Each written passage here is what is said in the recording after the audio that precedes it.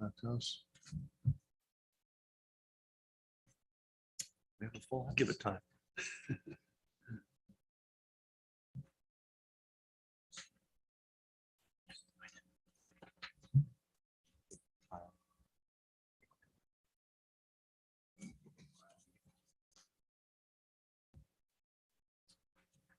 Thank you.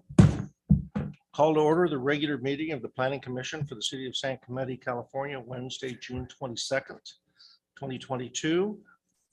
Commissioner Camp, can you lead us in the pledge?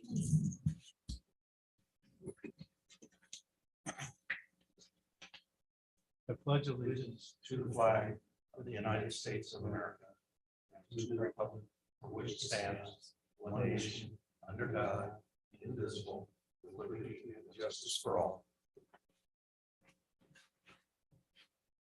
And having done a roll call, just want to congratulate everybody on their reappointment.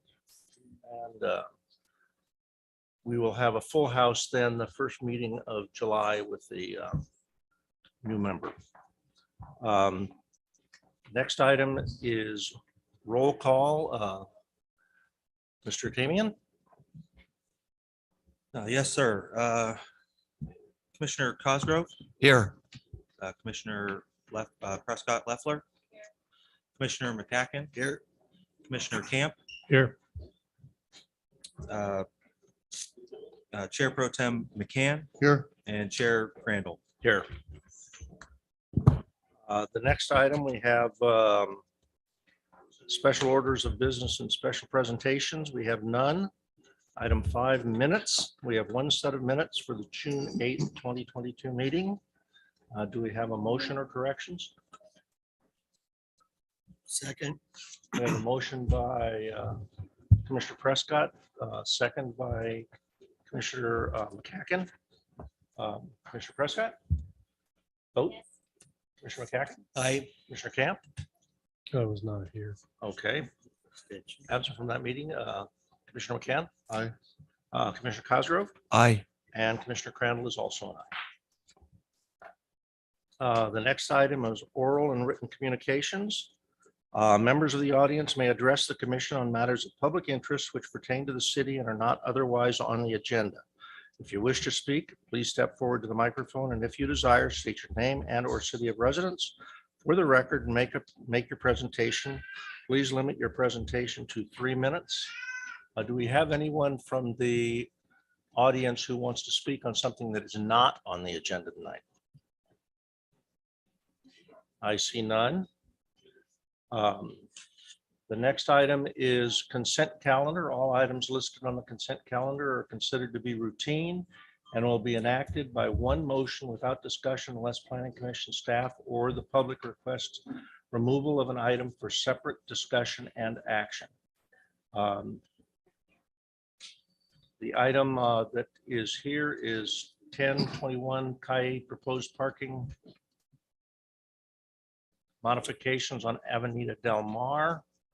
Does anyone want to bring this item up, or do we have a motion to move, I'll move. approve the consent calendar? I'll move, Chair. Yes, Commissioners, I would recommend that we ask if there's anybody in the audience that would is here on that item. Okay, that'll be They fine. can call it up if they'd like. Does anyone in the audience this evening want to pull up the consent calendar item 1021 Calle? I apologize. That's a typo. It should just be proposed parking modifications on Okay, Avenida Del proposed Mar. parking modifications on Calle Del Mar. I see none, so we were going to have a motion to approve. I move that we approve the consent calendar, which includes the proposed parking modifications on Avenida Del Mar, recommending to the city council that they approve that. Motion by Commissioner McCann. Do we have a second?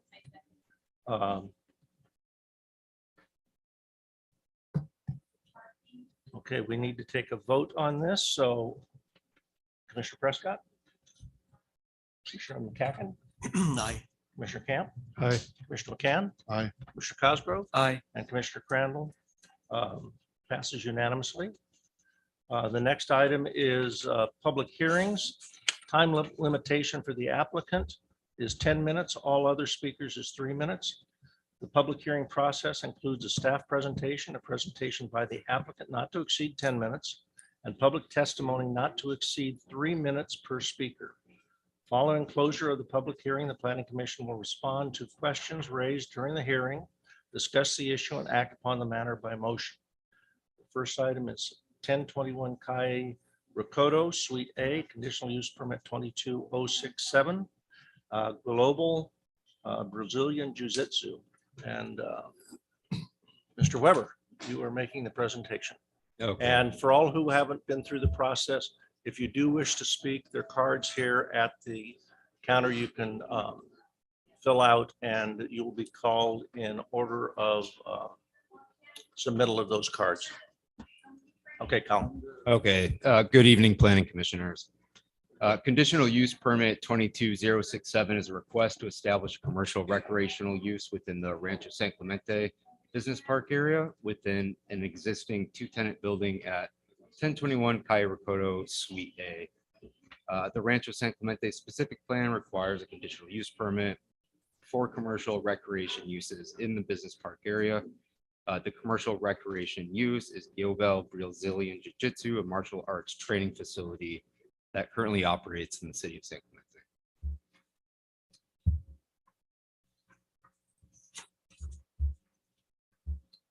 Sorry about that. Shown here on the slide is the location of the 42,000 square foot parcel currently developed with one building that incorporates 2 tenant spaces, Suite A and Suite B.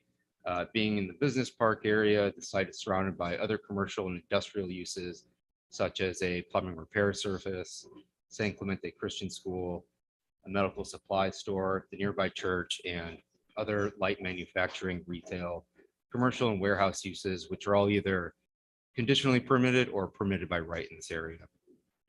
Other commercial recreational uses, such as the Brazilian Jiu-Jitsu training facility, operate in the same business park area and light industrial zoning district. A list of the commercial recreational businesses operating in this area is provided on page 2 of staff's report. The building itself is approximately 18,700 square feet in size. Both Suite A and Suite B have separate warehouse spaces, as well as separate office space allotted to the businesses that occupy the suites. While the warehouse space is all located in the rear on the first level, consistent with the loading dock area in the rear of the building, the office space for both units are located in the front of the building, where office space for Suite A is on the first floor and office space for Suite B is directly above on the second floor. Suite B currently is occupied by the business Anatech, which is a warehouse and office use. Anatech utilizes the loading dock area in the rear of the building for receiving and distributing shipments of retail goods and, of course, storage. They also occupy the office space on the second floor at the front of the building for traditional administrative and professional office use. On the screen is a basic site plan of the property showing the warehouse space for both Suite A and B in the rear where the loading dock is located, as well as the first floor office space at the front of the building. The second floor office space for Suite B is not shown here, but it is, again, directly above the office space for Suite A. A detailed site plan is provided as attachment 4 in staff report. The applicant, Paulo Giobel, proposes to hold instructional classes Monday through Saturday for students of all ages, with no more than 20 students and 2 employees on site at any given time. The existing warehouse space will accommodate a maximum of 18 students, while a portion of the existing office space allotted to Suite A on the first floor in the front of the building will operate as a private training room for 1 or 2 students at a time. The applicant provided a detailed schedule of the classes, which is also provided as attachment 3 in staff report. There are currently 28 parking spaces on the subject site. Off-street parking standards and requirements in the zoning ordinance requires group instructional uses to provide 1 space per employee and 1 space per 2 students. With a maximum of 20 students and 2 employees on site, the Brazilian Jiu-Jitsu facility is required to provide 12 on-site parking spaces. Anatech, the existing warehouse and office use, requires a total of 6 parking spaces based off of zoning ordinance regulations, requiring 1 space per 2,000 square feet of tenant space for warehousing uses. Therefore, per the zoning code, with both uses operating on site, 18 parking spaces are required leaving a surplus of 10 parking spaces. However, staff was informed that through their current lease agreement with the building owner, Anatech, the current operating business is allotted 15 parking spaces. Regardless, the site will still provide the number of parking spaces required per the zoning code off-street parking requirements. So staff has found the proposed site is suitable for commercial recreation use and is in line with land use and recreational goals of the general plan that aims to offer a wide range of enjoyable recreation opportunities. The site is in close proximity to residential neighborhoods and adjacent to Avenida Zapata, which is a main arterial street convenient for public access to those who may work in the city's business park areas. The general plan also allows a range of compatible non-industrial uses that benefit from the business park area's location. The proposed establishment is an allowed use in the specific plan area with the approval of a conditional use permit. It meets community needs for commercial recreational uses, maintaining the intent in the business park focus area, which is to provide various commercial uses within light industrial zoning districts. Additionally, staff has made consistencies with other policies and objectives of the general plan provided as table 3 on page 6 of staff's report. As noted in staff's report, the existing tenant at 1021 Cayo Ricoto, Suite B, known as Anatech, expressed major concerns with approval of the commercial recreational use operating in the same building.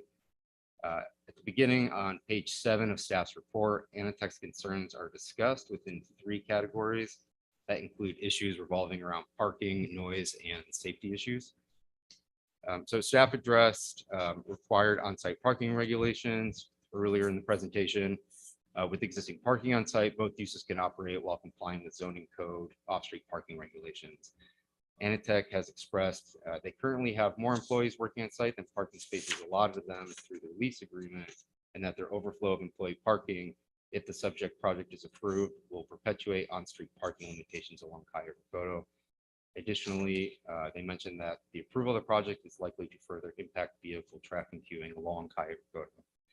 In the event vehicle stacking or other issues cause circulation or crowding on public street, condition of approval for this project number 7.18 requires the business owner to meet with the city engineer or city planner to propose and implement solutions.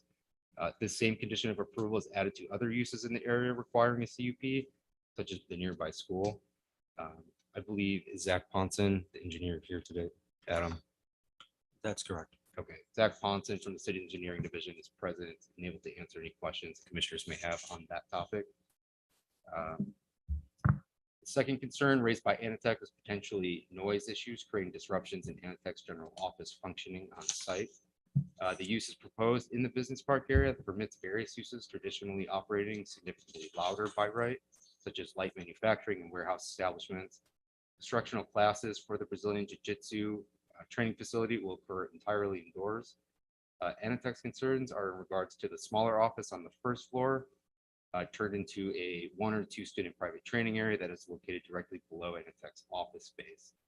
Though interior noise is generally a private affair, conditional approval 419 addresses this concern, requiring the applicant to soundproof the facility or use other best management practices as determined by the city planner or building official to mitigate noise impacts.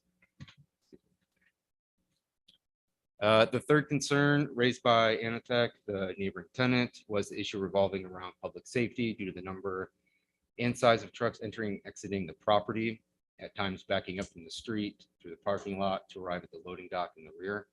Anatech expressed the constant flow of shipping operations and staging taking place across all areas of the property, including the loading dock and front entrance. It's likely to create risk of serious injury to public patrons visiting the site, particularly children attending classes. In general, commercial recreation uses such as a martial arts facility are not prohibited from operating within the business park area. And when approved with conditional use permit, commercial recreation uses operate in tandem alongside other uses in the business park area that are permitted by right, such as warehouse uses. Examples of these scenarios provided on page 8 of staff's report. Other uses permitted to operate without a conditional use permit in Suite A of 1021 Cayo Ricoto include community halls, medical facilities, veterinarian clinics, offices, and services such as barbers, tailors, dry cleaners, and sandwich shops. To address Anatech's concerns, condition of approval 715 requires minors attending classes to be accompanied by an adult when traveling to and from any vehicle in any exterior areas on the property, including the entrance to the jiu-jitsu training facility. Furthermore, condition of approval 716 prohibits all commercial uses operating in Suite A of 1021 Cairo Code from utilizing the rear loading dock area. Requires the doors of the loading dock to remain shut and locked at all times. Students and employees will only be allowed to use the front entrance. The applicant provided a traffic flow analysis as attachment 6, which gives a schedule of the number of trucks coming in and out of the property over a 2-week time frame. So staff has determined that the proposed use is consistent with the general plan, Rancho San Clemente specific plan, and zoning ordinance in relation to policies and standards regulating commercial recreation uses. A Brazilian Jiu-Jitsu training facility is considered a commercial recreation use. The uses are conditionally permitted uses within the Rancho San Clemente Business Park area, where other instructional group activities are provided alongside warehouse and light manufacturing establishments. Parking has been found to be consistent with the general plan and intent of the zoning code. The site is suitable for the type and intensity of use as proposed, in that commercial recreation uses similar to the proposed use have obtained conditional use permits and no issues were reported. Similar projects have been proven compatible uses with industrial and office businesses. The project also does not propose to expand or increase the square footage of the existing building. The proposed use will not be detrimental to the public health, safety, or welfare, and that the project is consistent with other uses operating alongside warehouse uses in the business park area, where the city has not experienced any complaints or concerns in the past, and that the proposed project is adequately conditioned to address the potential conflicts of the two businesses in terms of safety through conditions of approval 715 and 716 by prohibiting students and employees from using the rear loading dock area, and that any minors on site visiting the proposed use will be accompanied by adult at all times on the exterior area of the building. The safety concerns communicated by Anatech in regards to trucks entering and exiting the site, and potentially endangering visiting patrons are a serious concern. Staff believes the added conditions of approval address this issue, and because of conditions and the nature of the site, which is similar to other operations in the area where complaints and conflicts have not occurred to staff's knowledge, there are no safety or compatibility issues arising from the concerns voiced by the neighboring tenant. With that, based on the information in this presentation, staff's report, and subject to the required findings, conditions of approval, staff recommends that the Planning Commission determine the project is categorically exempt from the requirements of CEQA pursuant to guidelines section 15301 existing facilities, and adopt resolution PC 22-013 approving conditional use permit 22067, subject to the conditions of approval provided in Exhibit A of the attached resolution. I am happy to answer any questions. The applicant is here and would like to speak on behalf of this proposed project. Thank you very much. Would the applicant like to make a presentation? You have 10 minutes. So it'll be right at 6:30. And let me ask one question, Kyle. Anatech is occupying the building by right without a requirement for a That's CUP, correct? Correct. Okay. Go ahead. And I also have a card for you during the public section. All right. Real quick. So, hello. So, first, thank you, Mr. Kyle Weber, for putting the presentation and the report based on actually real facts. Okay. And thank you for the planning commission for giving us the opportunity to speak. Okay. My name is Paulo Guilherme, and I'm the owner of Guilherme Brazilian Jiu-Jitsu. I'm a San Clemente resident for the last 17 years. And above all, I'm a family man. My wife is over there. My daughter's not here today because she's too young. Why I'm here? So I'm here because for the last 2 years, I've been looking for a new location for my Brazilian Jiu-Jitsu school, which is currently located at the North El Camino Real, right at the Farmers and Merchant Bank. Okay, we've been there for 11 years. Now, about 11 years, and we never have any problems with parking. with any complaints from the bank. Prior to that, I've been in another location for 5 years at Los Molinos. And again, no problems with, anybody whatsoever. The reason a little bit of my backstory, I came here to, San Clemente 17 years ago. I fell in love with the city, like a lot of people here did. I decided to open my business here, and then I opened it 16 years ago. Guilherme Brazilian Jiu-Jitsu, which I use for my own name. So my name would be forever connected to the city. We've been serving since then, for the last 16 years, many members, probably on the thousands of our community, including personnel, military, firefighters, policemen, doctors, business people, kids, and families. We even got 8 years in a row, the last 8 years, like the best martial arts school in San Clemente. So obviously, the reason I'm trying to move to a new location is because the current location, is not, we need to move on. It's been 11 years. I love my current location. Of course, we had a long history over there, but it was about time to move on to a little bit bigger location, better location, which I can provide a better service for my students. All right, a lot of them are here today. They're going to speak. Now let's talk about the concerns. Like Mr. Kyle said, like we, are surprisingly, which actually, as a matter of fact, I thought would be a perfect partnership.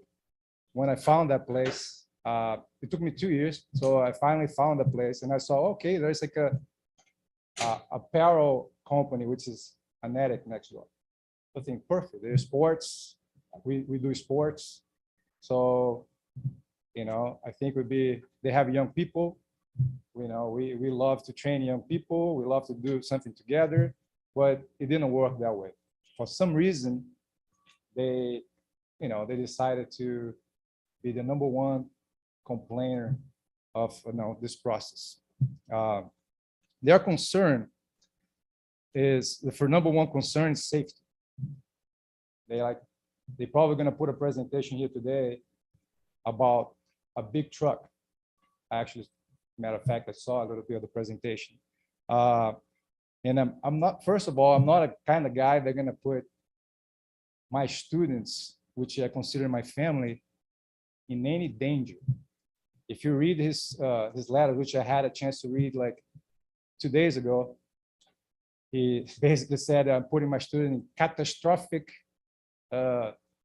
danger and, imminent injuries and all that stuff. To prove that, he's actually stretching the truth. When I heard about this issue brought by Mr. Kyle Weber more than 2 months ago, I actually installed a camera there. And for the last 2 months, I've been watching relentlessly. My wife can tell, like spending my night watching the traffic. And I can tell you that truck that they're going to put over here in the last 2 months did show up there once, 8 in the morning on a Friday. There's actually 4 trucks, to be honest. I don't have classes 8 in the morning on a Friday. Other than that, everything that happened was in my report. All the other trucks were there. I've been watching, to tell the truth, I watched 7 weeks of the last 2 months. So in 7 weeks, that was the activity. And I have my phone here with the videos. I have 60 days of video in my phone, which, if they say that every day they have been bringing trucks there and it's very dangerous, I would like to invite them to let me know what days of the week, because I can show you right here at any time. I have on my phone right now. Okay, so that's regarding the safety. I would never put my students, it's like, thought they'd be in danger. You know, I understand every once in a while, the truck's coming in, but forget about the words, but my students are not stupid. They can park their car like everybody else can. Okay. Now, the other issue he brought up was noise. That sends me the message that he doesn't, the Anetic or whatever name it is, does not know anything about Brazilian Jiu-Jitsu schools. We're not based on playing music and doing martial arts. You know, Brazilian Jiu-Jitsu is a teacher, in this case me, the students, and we give instructions and we train. As a matter of fact, I'm very, you know, I like a lot peace and quiet. So the fact that he mentioned that I'm going to put in loud music, I think he's getting confused. Maybe I think Mr. Kirk Presley, which is the owner of Venetic, is confusing my business with a gym, or maybe with a Zumba classes or something like that. All right. And I also even brought today as one of my students, as one of the people to testify, one of my students is like a specialist in noise. He's like audio producer, 2 times Emmy Award winner. So he's going to be here talking to you guys. All right. And he's going to talk about the noise we make. Okay. Parking. Let's talk about parking. So parking, in the parking of this location, I have more parking in this possible future location than I have in my current location. I have the street that I'm now, El Camino Real in Mariposa, is busier than Cayo Recodo. A lot busier. If you know guys who live in San Clemente, you know. You know, I understand that at Cayo Recodo there's a school there, but if you see my schedule, most of the activities in my studio are later in the evening. As a matter of fact, the Venetic closes at 5. They actually said 6 o'clock, but on the footage I've been watching, 95% of the employees, to be nice, they leave at 5 o'clock, 8 to 5. So there's a couple of people that stay there at 6 o'clock. That's what most of my activity happens. Okay. So basically that's it. That's what I came here for. I appreciate your time. I appreciate you guys, you know, giving me the chance to get this new location. I know we're going to have to consider all the facts. And I'm here open for any questions if you want. Thank you very much. Thank you. If you'd stay right there, we're in the presentation portion. Does anyone on any of the commissioners have a question for either the applicant or the staff at this point? I have a question. This, Commissioner Camp. the kind of the truck flow report, that was done by you, Yes. correct? Okay. Because I have a camera over there. I've never heard about Google Nest. It's like an app. Right. So I put it over there. The day, you know, I had a conversation with Mr. Adam and Mr. Carl, and they told me that, you know, this issue came up of, you know, my next door neighbor saying that we have a bunch of trucks and that would be an issue. So the only way that I found to prove was to put a camera there. I actually knew the former tenant of the place I just got. You know, so even before I get that place, I already knew the traffic of the place because he's actually here. So he's going to be able to also be here and talk about what he has seen in terms of, you know, flow of traffic of huge semi trucks that will kill everybody. And I don't know, but anyways, go ahead. Okay, thank you. Any other? Commissioner Prescott. Commissioner McCacken. What separates Suite B from Suite A in the warehouse area? Because on the figure 2, it doesn't show, like, is it a hard wall? Is it a curtain? What is it? A wall. Yeah, we have a wall there. So the Like, detailed site plan is provided as an attachment 4. But here we show here there is separation between the two colors here. There's the white and the green. it's a wall. From my understanding, it's a wall. Yeah. I would jump in and probably also ask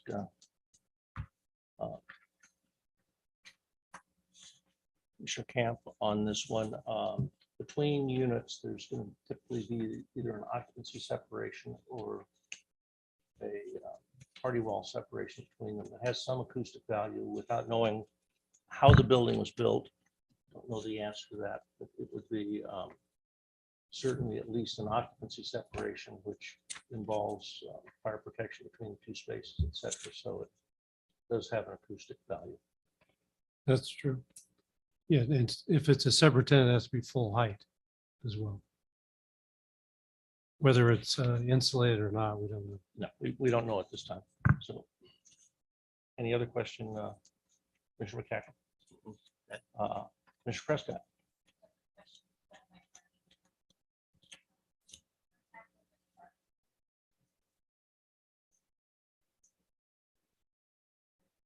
Yes. There are 28 existing parking spaces on site. The zoning code requires the proposed use to have 12 uses. That's based off of 1 space per employee, 1 space per 2 students. If you're a warehouse use, such as Venetic, they're required to have 1 space per 2,000 square feet tenant space, which is 6. So they're required to have 6 spaces. The proposed use is 12. In Venetic's lease agreement, the building owner has guaranteed them 15 spaces to be theirs. Does that clear up the confusion? Sure. So 15 plus 12 would be 27. So we have 1. No, they have, excuse me, can I interrupt? They have 28, I have 13, and they have 15. Okay.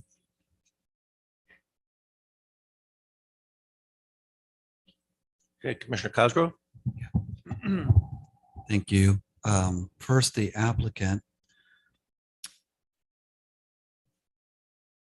Your schedule that you provided as far as your classes. Correct. Yeah, I'm just wondering, does this vary by time of year? No. So you will run classes, I see. So 9 a.m. to 10:30 are adult classes, and then all your kid classes start at 3 p.m. Is that right? Correct. Okay, so that's year round. Yes. All right. So most likely the concerns around the safety would be from 3 p.m. on. So if your observations are correct, that your neighbor is winding down at 5, we have about 2 hours where there's potential conflict there. Correct. Okay. And then, so what are your feelings, or what is your plan about instructing your customers and so forth in that 2-hour window with respect to your 13 parking spots, your 18 students, and potential interactions with your neighbor business? Okay. Can you talk a little bit about that? Sure. There's a couple things I can talk about. First, Thank you. I talked to the property manager, which is here. And we said that if it's necessary, we're going to put signs. Okay, so signs, 13 signs for me, 15 signs for the other business. And, if one of my students park on the wrong sign, told them, also, obviously, it would be better if it comes to me first, but, signs are signs to be respected. Secondly, I'll talk about sample, but okay.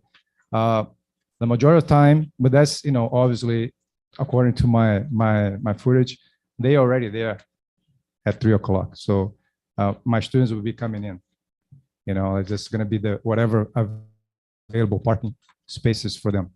Okay. What was the other question again? So it was like, just what is your message to to your, okay, to your and- students and their families regarding this 2-hour window where, you know, there does need to be increased awareness about the neighboring use. Yes, and then the other thing is, well, we, as Mr. Kyle presented on his report, we will mandate that the parents come with the kids to the class, you know, so that they can bring the kids in, so that the kids don't just run loose on the parking lot, which, you know, something that's actually most of the times it happens anyways, because the parents just don't let them run.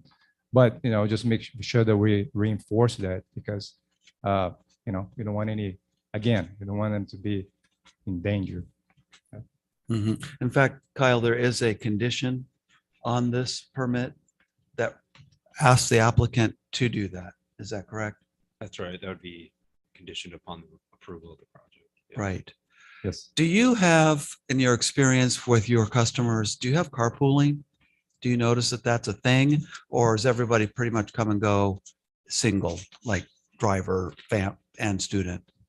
We do have some carpooling. Some people come and go single. Yes, probably more. Do you think that will fit with the 13 spots? Absolutely. I fit in with 12 right now. You fit in with 12. Right. So I'm, you know, I've been sharing a parking space with Farmers and Merchant Bank for 11 years Mhm. with no, you know, no problem so far. Do, And- do parents typically stay for the duration of the lesson, or are they kind of in and out? Do you know? I know. Depending on the age, Mm-hmm. you know, like the group, like there we have a group that's the minors, like the 3 to 4s with 5-year-old, they stay. But this group is limited to actually 14 kids. So because, you know, first of all, it's tough to teach them. So I cannot allow too many of them because, you know, is hard work. Then after that, it goes on, you know, as they age, you know, as they get older, they just, most of them drop them over there and leave and then come to pick them up. So it goes from, you know, the age group going up. We have 4 different age groups. All right. So it's like 3 to 4, 5 to 7, 7 to 9, and then 10 to 13. That group, barely anybody stays there. The other groups, depending to also what kind of level the students are there. If they've been there for a while, usually the parents just leave them there. If it is the beginners class, which is 2 times a week, and then sometimes they stay there a little longer. So would you basically it looks like the majority of your business is 3 p.m. and on. Yes, correct. And also looks like Saturday is a half day for you. Yeah, but can I just add Please. something to that? The Anetic business does not work Saturdays. So, Mhm. so Saturday is going to be just us, Right, but still, yes. Saturday we have like a mornings, just half the morning. right. Okay. Did you get a chance to say everything you wanted to say? I think so. Yes. Okay, thank you. Any other questions come to your eyes? Mr. Camp? Yes, what percentage of your students are non-driving kids, would you say? A lot, but that's That's the majority. 65%, maybe more. I would say right now, top of my mind, 65%, majority kids, Okay. and the rest of those. We're more like a kids family oriented martial art school, but we do have, you know, some number of adults there. Okay. And then another question I have for you, Kyle. The Anatech, it seems to be mixed. It's not just warehouse. They have administrative staff there as well. Yeah, so they operate it as a primary warehouse use, and then they do have ancillary office use to that. Both uses, warehouse and office use, are permitted by right. But the answer to your question is yes. Okay, so you calculated the parking requirement based on the warehouse only. That's right. Okay, is that because it's what, less than 25%? Yeah, so Administrative the office? zoning code, so the Rancho San Clemente specific plan requires the parking requirements to be based off of the zoning code. which when it comes to warehouse uses is based off of the square footage of the tenant's warehousing space, not including their office space. Okay, but yet they have 15 spaces for their use, even though they're only required to have 8, I think you said. It's Is that what it was? 6 as opposed to 8, 6. though the 15 is guaranteed to them through their lease with the building owner, not through the city. Okay. So in your view, they're not exceeding the capacity. I mean, they Based on have 15 zoning. spaces that they use, and the other use that's being proposed, even with those 15 spaces, there's still adequate number of parking for the required ratio for the commercial recreation use. Does that make sense? Okay. So we're going to be hearing from someone, I think, from Anatech. And I suspect you'll address that issue. Because I think there was a comment that they need more parking than I they, think it was commented in Yeah. the document. thank you. Okay, any other questions for staff? Let's see, Kyle, is Zach on the line tonight? He is, he's here via Zoom. Do we have any questions for Zach, the engineer, as far as adequacy of parking? He's our city engineer. None at this point. Okay, we will close the presentation portion and open it up for Thank you very much. public comment. And Paulo, you actually submitted a card also. Well, I If you didn't would- know, so it's okay. Very good. We will call these in order of receiving them. The first one is Cara Ray. Chair Crandall. Should we maybe let Anatech speak first? Hello, City Council. My name's Kara Ray. I wanted to just talk a little bit about community. I'm a community architect and a program that's through the UN called it's UNESCO Future Initiatives. And what it does is it looks at cities and it looks at city centers and it looks at innovation and forward thinking and what brings community together, which enhances mental health and physical health. And in this case, I'm really grateful that you're looking to adopt this resolution. And mixed use spaces are the future in these ways in bringing community together. And the dojo here, I haven't been a member for that long, but I'm always looking for new community spaces. And there is nothing but beauty that's happening in this space for our community, for our kids, for our women, for our men. The practice is based in such good human value and in honesty and defense and truth, and the kids are learning all of this stuff, and it's really a beautiful thing. I highly recommend you come in and check it out. Let's see, what else do I want to say? I just really hope you let this resolution pass through so that the community can find more of these spaces in towns, because they're extremely needed for the future and for everything moving forward in a positive way. Thank you. Thank you, Cara. The next one is George Flynn, and following that will be Jose de la Cruz. Good evening, everyone. My name is George Flynn. I'm a dad, a husband, and I'm also a United States Marine. I've been stationed here at Camp Pendleton since 2018, resident of San Clemente. Previously, I lived here a couple of years ago and was part of 2nd Battalion 4th Marines, which is the adopted battalion of San Clemente. And so I'm very well aware of the strong support this community provides to the military. A couple things real quick as I go through my 3 minutes here. 3 facts I'll just highlight. Number 1, I am not very good at Brazilian Jiu-Jitsu. All right. Number 2, I think I am pretty good at being a Marine, having served for 20 years. I'm a lieutenant colonel right now. I'm a battalion commander for 1st Battalion 4th Marines. I know what training looks like. I know what safety looks like. And I know what rules look like. And I can tell you this school follows all those things to a letter.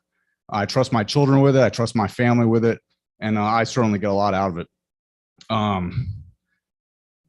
As a battalion commander, I'm responsible for the health and well-being right now of about 1,000 Marines every single day. And I'm very concerned every single day about what they're doing with their off time. And it warms my heart when I'm at this school and I see Marines walk through the doors when they could have so many other things they could do with their time. And they walk through the doors, probably often not knowing what they're getting into. And they're received with welcome arms. They're given their gi, they're taught some classes, and it's just really good for what our Marines need. With so many things that are challenging our Marines, it's very important. All right, most of our Marines, as many of you know, are not local to Southern California. Their homes are thousands of miles from here, and their lives are often spent in a barracks room. So anytime they can get out and get into this community that's so close to them, it's super important. And this dojo certainly welcomes them every time.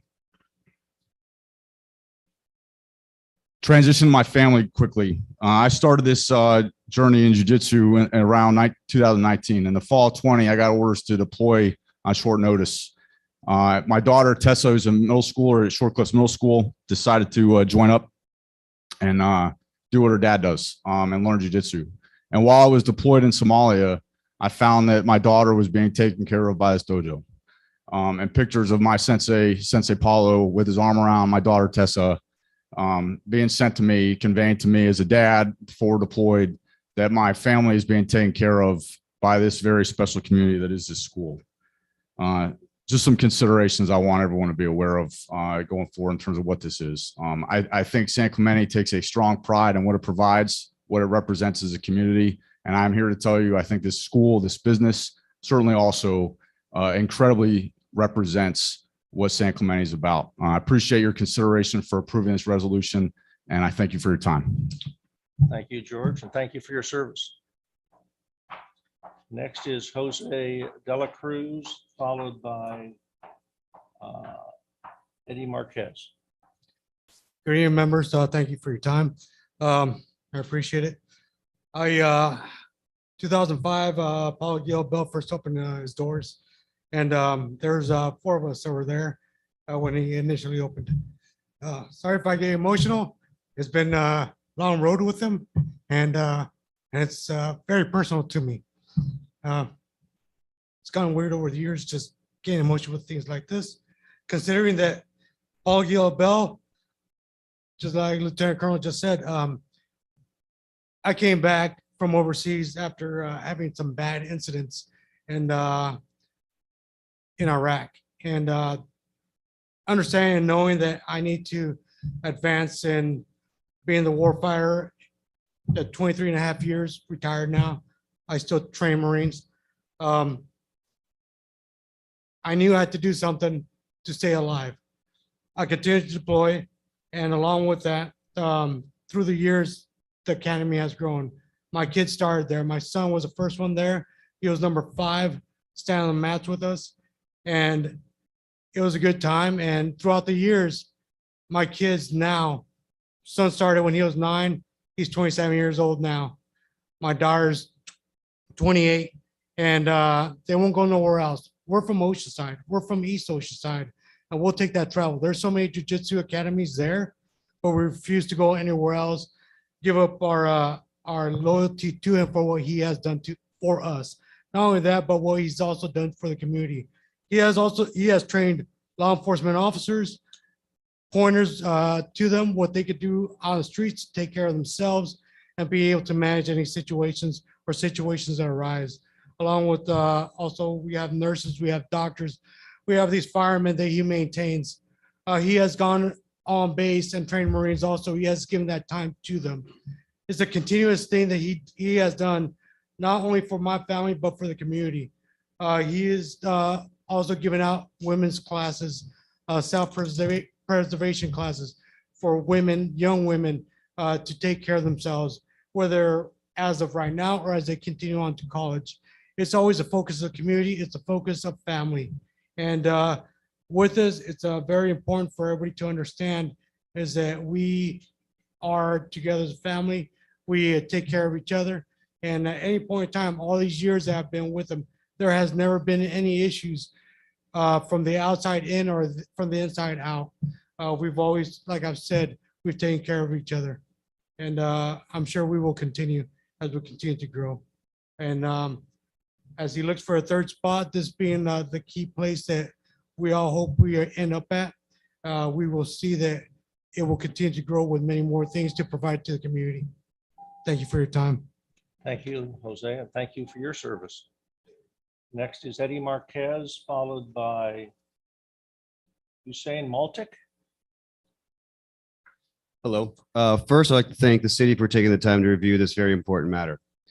14 years ago, I stepped into the Sensei Paulo Guilabel's Academy, and little did I know the immense effect it had on the mental and physical health for myself and my family. I look around this entire room and I see it has done the same for many others. What's at stake here is a potential growth of opportunities for so many others in the community, not just us. Imagine other kids having a bully-free environment, other teenagers learning discipline and respect for others, other adults, possibly you guys in this room,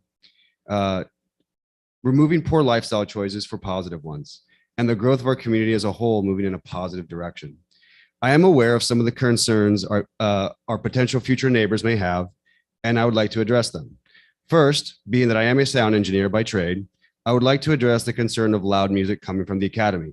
I recently measured our room with music playing, and we were at a comfortable 74 decibels. A reminder to all of you that we need to hear our Sensei Paulo giving instructions as well here as our training partners during the sparring time. The kids class has no music during that time. I can personally attest noise will never be an issue. We do not have any subwoofers that carry low frequencies, and all the high frequencies are canceled within the walls of the academy. I know neighbors at Merchant Bank have never complained. Parking and traffic. I'll keep it simple. If Starbucks, In-N-Out, Chick-fil-A, and Target can coexist, so can we. I'll finish with my kids. My oldest son, EJ, special needs, was welcomed and embraced at Paulo's Academy when he was 6. It was one of the only places he felt safe and accepted at a young age. He is now 15 and a sophomore on the wrestling team at J. Sarah. Paulo Guilabel gave him the skills to get to this point in his athletic career. My oldest daughter, Danny, sitting here in this room, is a gold medalist in jiu-jitsu and a straight A student. She is now a freshman at J. Sarah. I believe jiu-jitsu gave her the confidence to conquer her fears, both in the social and academic environments. My youngest son, Elias, started training at 4. He is now 11 and has built friendships with other students that have lasted across the country. His confidence on the basketball court now, it shows his heart, his focus, and his determination to win all those games that comes from jiu-jitsu. And more importantly, the teachings of Sensei Paulo. And lastly, my youngest daughter, Ellie, recently joined the academy about a year ago. And at the age of 4, I can tell you she's a leader in her class, respectful to teachers, and a great student. And I, as one of Paulo's first black belts in the academy, support this move. And I look forward to showing our peers how important this is to our family and our community. Thank you. Thank you, Eddie. Hussein Maltic, followed by Thomas Jessup. Good evening, council. Those 3 speeches are really hard to follow. So I'm just going to go from the heart here. I've been with the school just for a couple months. I am a San Clemente resident, but in those few months, it's had such an impact on my life. And I think there's a word that was repeated multiple times: family, family, and family. And that's exactly what we've got here. And that's exactly how I felt when I started attending the school, and I felt very welcome. Not only that, I see that it's making a huge impact on the youth. I'm a surfer by trade. Well, I wish I was by trade, but I think we all, surfing is our sport here in San Clemente. That's actually what brought me here.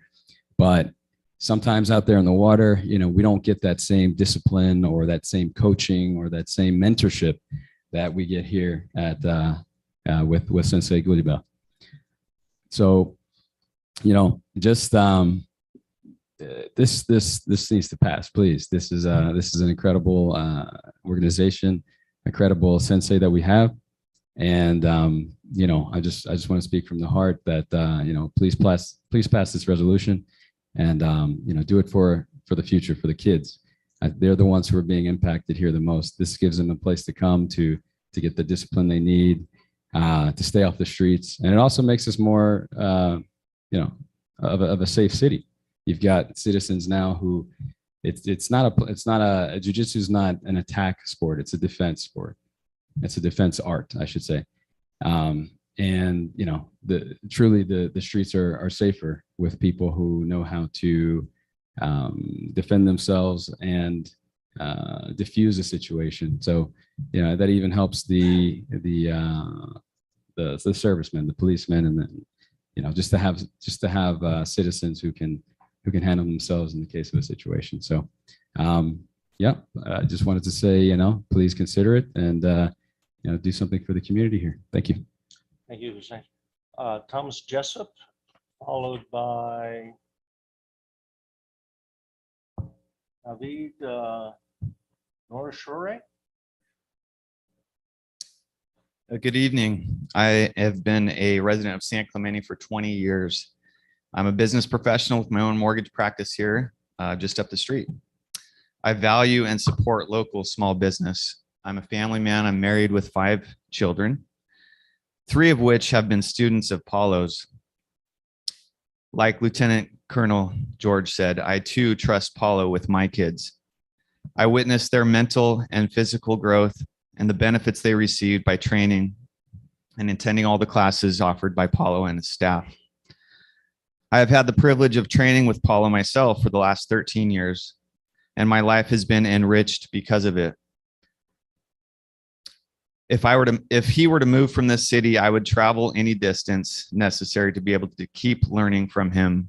That's how important it is to me. This community needs Paulo Gilabel. He provides a safe space for the community where we can learn self-defense, how to build self-confidence, improve our own mental and physical wellness. The residents of San Clemente has taken note and have voted Gilabel Brazilian Jiu-Jitsu as the best martial arts academy in San Clemente for the last 8 years. I believe the principles Paulo teaches at his gym can transition into our own personal lives, healthier relationships with our family and friends, increased energy to perform better at our jobs, and clarity of mind to control any external factors that could affect us negatively. I too support this move to the new location. It allows for safer conditions for my own children and all the members who attend. Please do the right thing tonight and approve the conditional use permit so that our community can continue to benefit from training at Gilabel Brazilian Jiu-Jitsu. Thank you. Thank you, Thomas. David, and then followed by Ron Sanchez. Good evening, commissioners. Thank you for taking the time tonight and listening to everyone's concerns on how we do need this, and it is a vital part of the community. I'm going to shift the attention, and as I know, this is a procedural hearing regarding parking, noise, and safety concerns. We've also already touched about that, and I want to make this focus about Sensei. Sensei is a very humble person. He's not only an international athlete, he's an author as well. You can actually find his book online, which one of the key factors he talks about is respect. And there would be no other business that will implement as much respect as this gentleman here. In addition to that, he's a friend, a mentor, and a professor of the most gentle form of martial arts. As another athlete and student said, this is a defensive thing. This is not a CrossFit or a Zumba class where there would be noise. We do need to listen and respect our sensei, and we will have that respect to our neighbors as well. It is an added value to the community as we see more and more things happening in Los Angeles, in San Diego. We need initiatives like this, schools like this, to provide safety for our families and for ourselves. That being said, being part of the community, there are many military, firefighters, police officers. So this is a very safe community and people who already serve the community. As far as health, we are promoting health for children, not only physical, but mental. A place where they are safe, they can build their confidence. And what we're seeing in schools is anti-bullying. I don't see many schools offering that to children, but they do receive it here. I see I'm in the yellow now. I want just a quick show of hands from the crowd. who is in support of this, and you'll see overwhelmingly, if you guys can raise your hands, who is here for Sensei tonight? Including Sensei, he's here for himself too. So I really hope that this was just the wrong foot, Anotech. We can repair this friendship. There could be possible business together. You know, they're apparel studio. Sensei does sell apparel as well. And I think this is something just procedural, and we wouldn't have any issues, as Sensei teaches everyone here about respect, and he practiced what he preaches. Thank you. Thank you. Ron Sanchez, and then followed by Dr. Ariana Barnes. Hello, and thank you for the opportunity to speak with you about this very important process. I'm a retired Los Angeles police captain. I did 31 years of service. I'm also a very active martial arts student. I've been studying martial arts for over 50 years. I have 4 black belts, one of them from Sensei Gio Bell. In 1996, I was at the scene of a homicide of a young man in Hollywood. And one of the officers that was at that scene with me was also a martial artist, a very top competitor. And during our conversation, while we were waiting for the coroner to come pick up the remains of this young man that had been shot and killed, we started talking about martial arts and how important it was in our lives and how it helped transform our lives. And apart from our faith, it was one of the strongest aspects in helping us to become the men that we have become. So we made a decision at that time that we were going to start a program, a martial arts program, to help develop the youth in our community, because there's always seems to be enough time, enough energy, and enough money to incarcerate our youth, to arrest our youth, to prosecute them. But it doesn't seem like there's that same commitment in developing our youth so they turn into outstanding citizens, and so they grow and become thriving members of our community. So we started a program that still exists today. It's on Hollywood Boulevard, where we teach young men and women, children, kids, adult, teenagers, martial arts. But the main part of it is we develop their personnel skills, we develop their discipline, we develop their ability to function well in the community and to attain goals. And as a member of the Gio Bell Jiu-Jitsu Academy, I'm proud to say that it mirrors that work. This is not just a self-defense academy where we teach kids how to defend themselves. We teach them discipline. We teach them how to align their activities with their goals. We teach them how to become productive in everything they do. We teach them respect. And I've been so impressed by the program that I volunteer and help mentor the kids in the youth classes. This is a life-saving program. It is more than a self-defense school. This program changes the lives of our children, of our teenagers, and it gives them focus and it gives them the tools that they need to thrive and succeed. Frankly, I'm not a member. I don't live in San Clemente. I live in Laguna Niguel. And the reason I say that is I drive past probably 15 jiu-jitsu schools every day to come to this school because how it's developed and because of its commitment to developing the young men and women that are growing up in the academy. It's a member of the community. It's a thriving part of the community. And I certainly hope that you will consider that in making your decisions. Thank you. Thank you. And following Ms. Barnes, we have Alexandre Santos. Good evening, everyone. My name is Dr. Ariana Barnes, and I'm a 5-year member of Gio Bell Jiu-Jitsu. I was born and raised in San Clemente. I only left to go to college in Minnesota, of all places, and then came back. But one of the things, I'm also a nurse at Mission Hospital. And prior to working with jiu-jitsu, I had no idea how to handle an aggressive patient or an aggressive family member. Although jiu-jitsu is nothing about aggression, now I feel very comfortable and confident and have been able to help protect myself and my coworkers with the skills that a lot of it is just simple respect and just meeting people one-on-one without aggression and coming forward as people. It's not about loud music and putting people down. It's about working together and working in our community, such as other aspects that haven't been mentioned is Paulo has also sponsored events at elementary schools as well. I remember seeing signs up at Lobo where both of our kids attended school.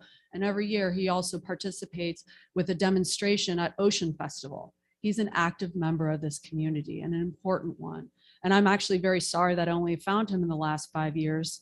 But I really want to support the expansion of his business and the positive impact that he can have on our community, and not only as on our lives, he has helped me get through COVID as an ICU nurse, and then also my doctorate in nursing practice through Johns Hopkins University.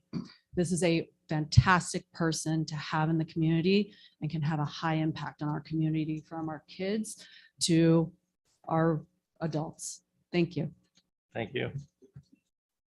Next is Alexandra Santos. Yeah. And then Kirk Presley. Should I what? Press here? She'll take care of it. Okay. Hi, good evening. My name is Alexandra Santos. I'm from Brazil, but I've been living in San Clemente for the past 11 years. I started my own business back in Brazil, Rio de Janeiro, as a distributor from a company that was from San Clemente, 927 Cai Negócio, which is at the industrial park. I know that area since 1994, I can say, because since then I started coming like at least twice a year to these locations. And I fell in love with San Clemente. It's not hard, right? And after some companies inviting me to expand the business to other countries, they said, Alex, you should move to America. You should move to San Clemente, open your office here. And that's what I did 11 years ago. I started jiu-jitsu when I was 15 years old. I'm turning 52, so it was in 1985. So it was one of the first Gracie schools. And I'm friends with probably half of the family Gracie's. And they have schools all over California or New York. And some friends come to me asking where I should put their kids. And I tell Guido Bell. I've known Guido Bell for a long time. And as he mentioned, I'm suspicious to say he's a great person. And also I'm kind of a key person to talk, because as he mentioned before, I was the one who was subleasing the area that it's at 1021 Caio Recodo, Suite A. I have an electric bike business. Again, I'm a businessman. I have business here. And I was there, so I know exactly what's going on right there. You know, I had flexible hours. I was like all the time, you know, and I'm sorry to say, but I love Pete. Pete, he's here. You know, I cannot, but I need to tell the truth, and I came here to say what's right. And I don't see, I have 4 kids. One has special needs too, like our friend here. And I put my kids there. I want to put them back again. I will be back after my recoveries from my surgeries. And I mean, there's no better place to put not only our kids, but ourselves in an environment like what Guido Bell provides. So speaking of some, you know, I have 30 seconds, but parking lots. I wouldn't be worried to be even putting my kids there. If my wife had to take my kids there, no problem. Of course, it's just about following the rules that we should do anyway, in anywhere we go. Also, the noise, I gotta be honest, it should be the other way around. Guido Bell should be worried about the noise because they put loud music at the warehouse. It's their choice, music, kind of, that's what it is. But other than that, I don't see any problem whatsoever. Thank you. Thank you very much. Kirk Presley. And Kirk, before you start, I wanted to say we did receive your correspondence and have read it and take that into account, as well as your comments in the body of the staff report. Gotcha. So, and we weigh that just as much as any other comments here this evening. Thank you, sir. That microphone, okay. Again, my name is Kirk Presley. I'm the founder and owner of Venetic, the current industrial tenant at Cali Ricoto. One thing I just wanted to say outside of my statement, it's extremely inspiring to see the community. I'm a longtime San Fernando resident, see the community show up like this crew has. And I just wanted to reinforce, we're talking today about two businesses that have operations happening, and those businesses try to do the right thing for their customers and everybody involved. And I just want to reinforce how much I want to stress the respect of everyone here in the community. And what I'm here to do is explain how our operations affect everybody involved. It's important to first note the history of Venetics' past operations as it closely relates to the current proposal under review tonight. Venetics' first office and warehouse location was a co-tenant lease alongside a recreational instruction provider called Foundation Fitness at 1001 Cali Negocio. As Venetics scaled our operations to a higher volume daily distribution, we quickly became aware there was unavoidable dangerous collision of Venetics industrial operations crossing paths with Foundation Fitness non-industrial foot traffic, creating many unavoidable injury risks on the property daily. With this firsthand real-world understanding of the clear safety hazards noted, Venetic made an urgent decision in the summer of 2021 to move our business operations to a space at 1021 Cali Ricoto where these issues wouldn't be a problem for daily operations. So that brings us here today. As a local business owner, I have strong respect for the applicant in this case, their students, and all local businesses striving to add value to this community. My message tonight for the city of San Clemente and the applicants involved is extremely simple. I've witnessed firsthand through real world experience and business operations that when children are required to move through or alongside the pathway of Venetics daily industrial traffic, there is simply no room for error, and life-threatening consequences become a reality of daily operations. All it takes is a few seconds of a parent momentarily being distracted for a child unaware of the surrounding danger to tragically be hit by a passing vehicle.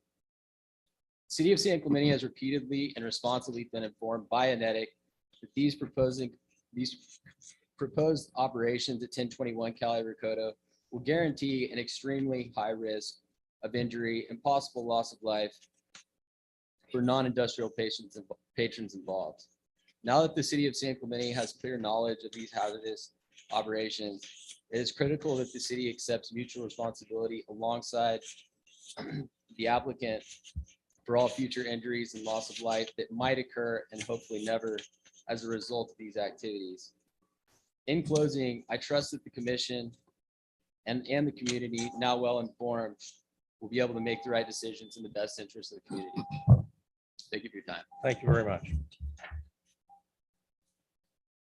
One quick statement, we had a visual and I didn't know if Yeah, we had our IT ready to bring that up. It didn't seem to make it to the video. When we get through this, maybe we'll discuss that and see what we can do about getting that up. Okay. Pete Polanski. And then Alexander Dawn or Dow.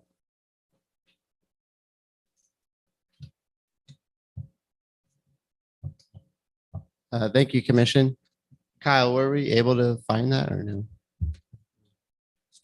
We should ask our IT staff here. Mr. Pillow, is that video ready to go? If it is, I think the speaker now would like to have that displayed.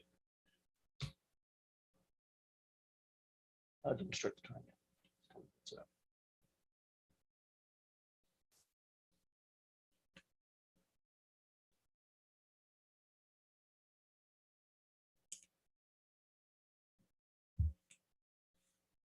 Next slide, please.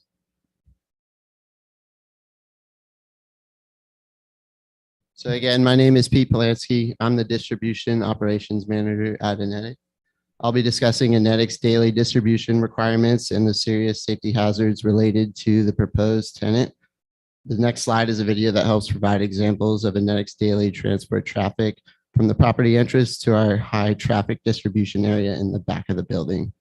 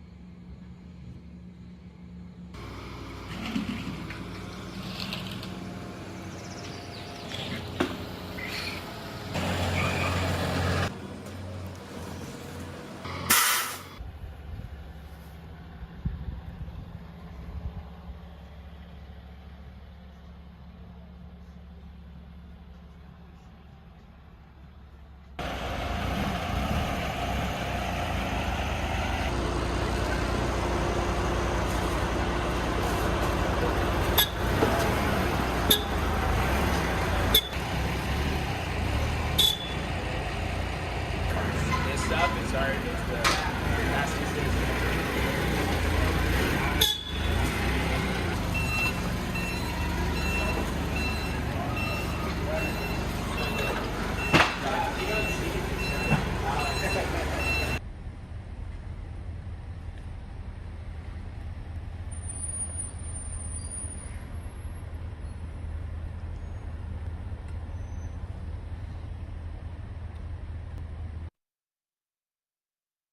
And these next few slides provide a firsthand look at the daily foot traffic hazards through the parking lot that all non-industrial patrons would be face to force to navigate to access the building entrance. Next slide, please. And then this image, next slide, please. This image just highlights the aerial view. Next slide.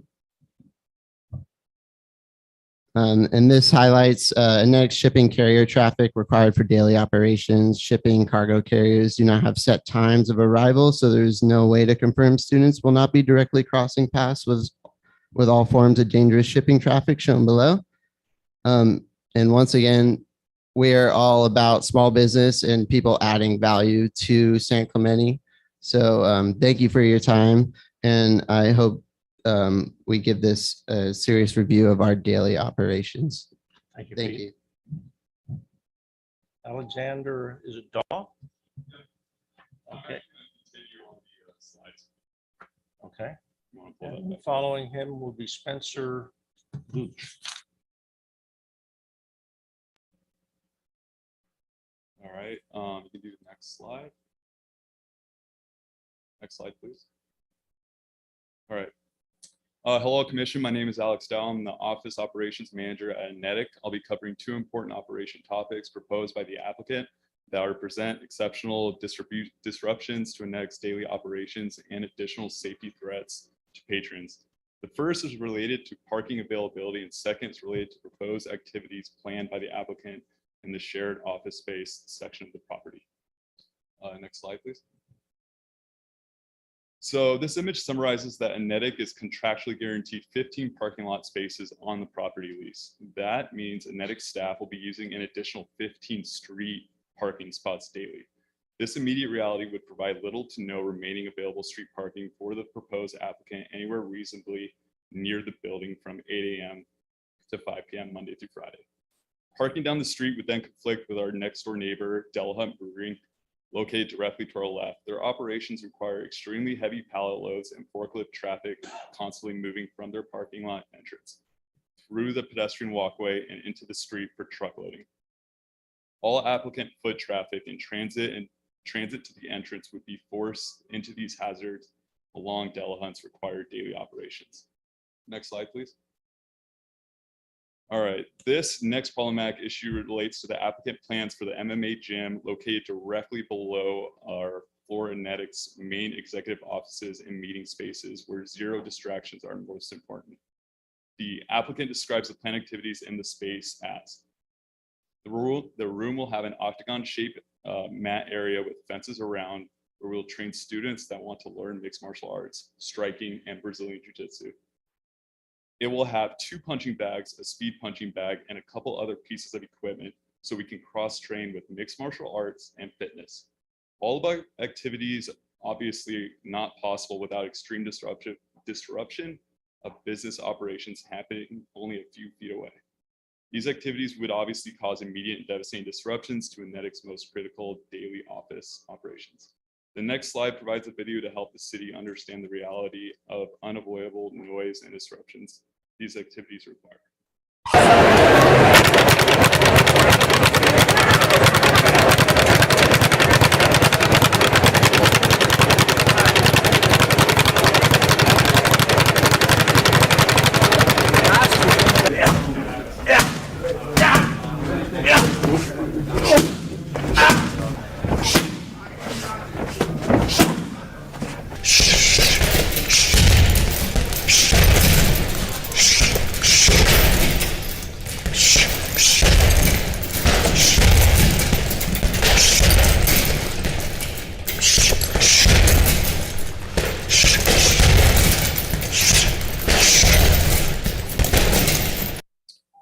lastly, I just want to reiterate that we have nothing but respect for the gym. I have trained personally myself in the past, and I understand the familiar and the family likeness of it. And this is just a business issue. Thank you. Thank you. Spencer Gooch.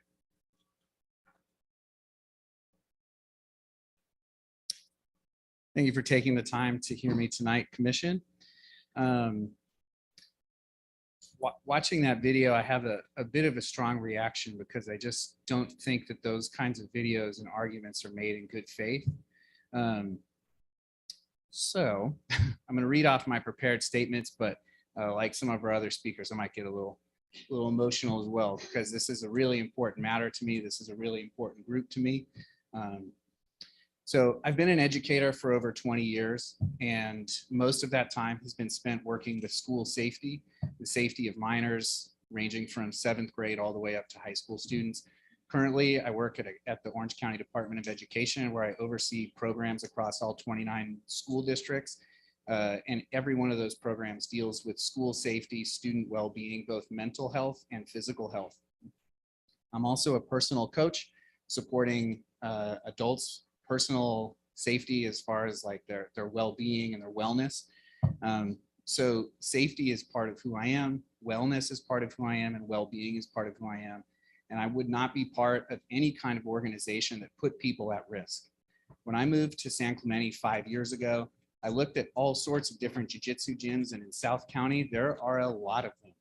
And I went into some, and it was clear that they were concerned about getting me signed up and getting my credit card and taking a bunch of money every month. Others were, like, no joke, greeting me in the lobby with somebody with a black eye saying, "We can't wait to get you on the mats." And that was not the case here with Paulo Giobel. Everybody has been so welcoming. It is like a family. You see the people here today. You see people nodding. You see how much this matters to people. But it isn't just about the jiu-jitsu training. It's about the sense of well-being that is instilled in our gym through Sensei Paulo, the wellness of the students, the wellness of the families, and the wellness of the community. You've heard people talk about his community involvement. You've heard people talk about the importance of the gym to them, to their own well-being, as well as to their family and their children. Nobody here would put their families at risk. Nobody would put themselves at risk. So this is a safe place to be. It is an important place for the community. And lastly, I would say, look at this cross-section of people who have come today. We have Marines, we have construction workers, we have tradesmen, we have teachers, we have nurses, we have doctors. We have all sorts of people who have come here today to support this community. And I think that that speaks to the positive impact that this gym and Sensei Paulo have had. Thank you. Thank you very much. Jason Hughes, and then Patrick Scott.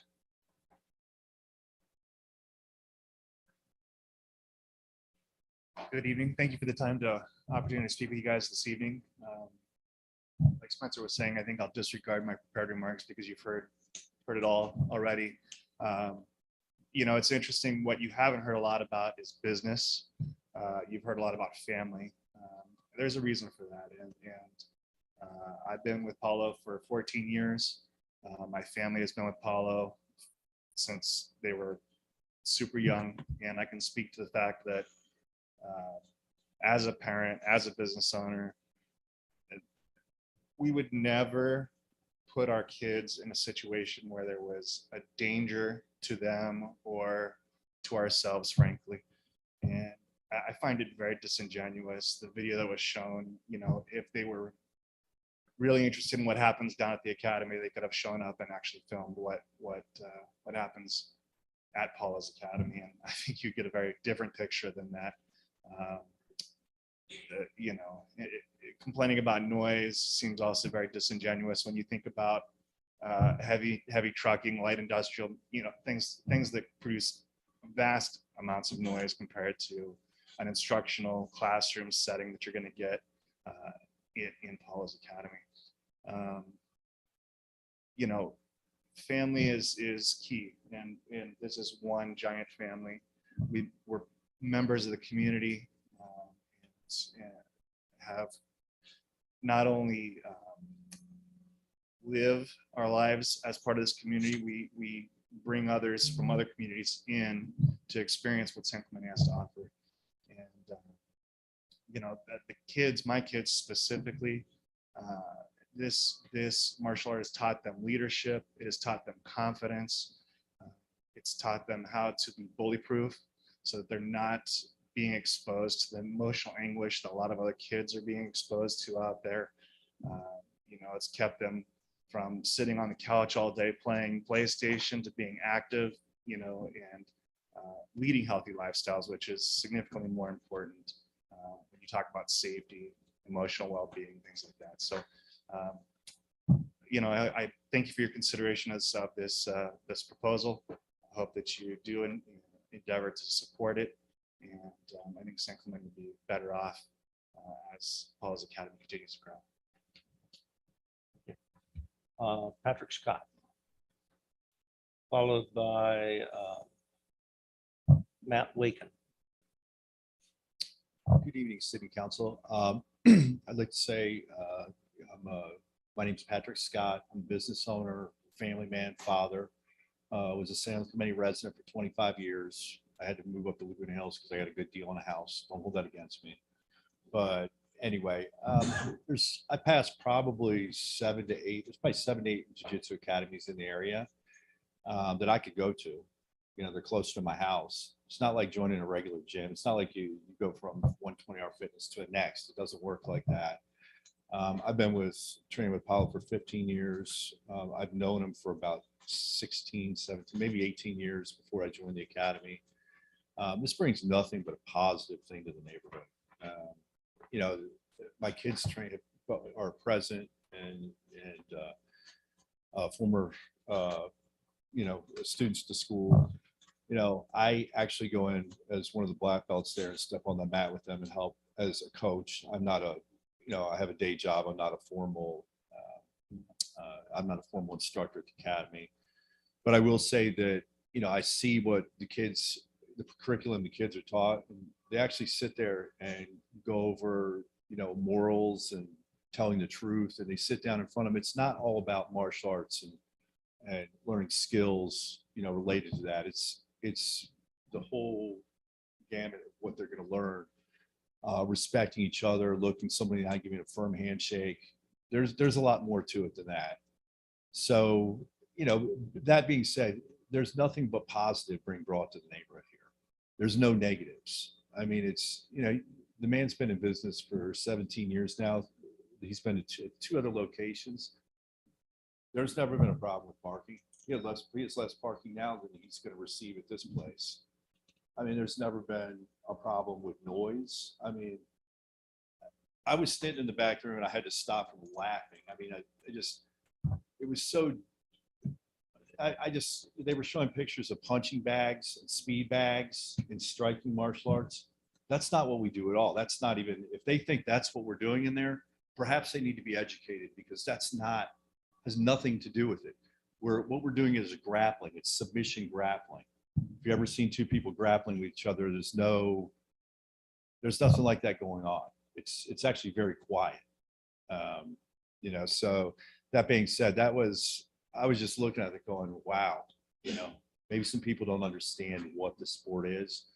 I'm not an expert on parking issues or code on as far as that goes or anything like that.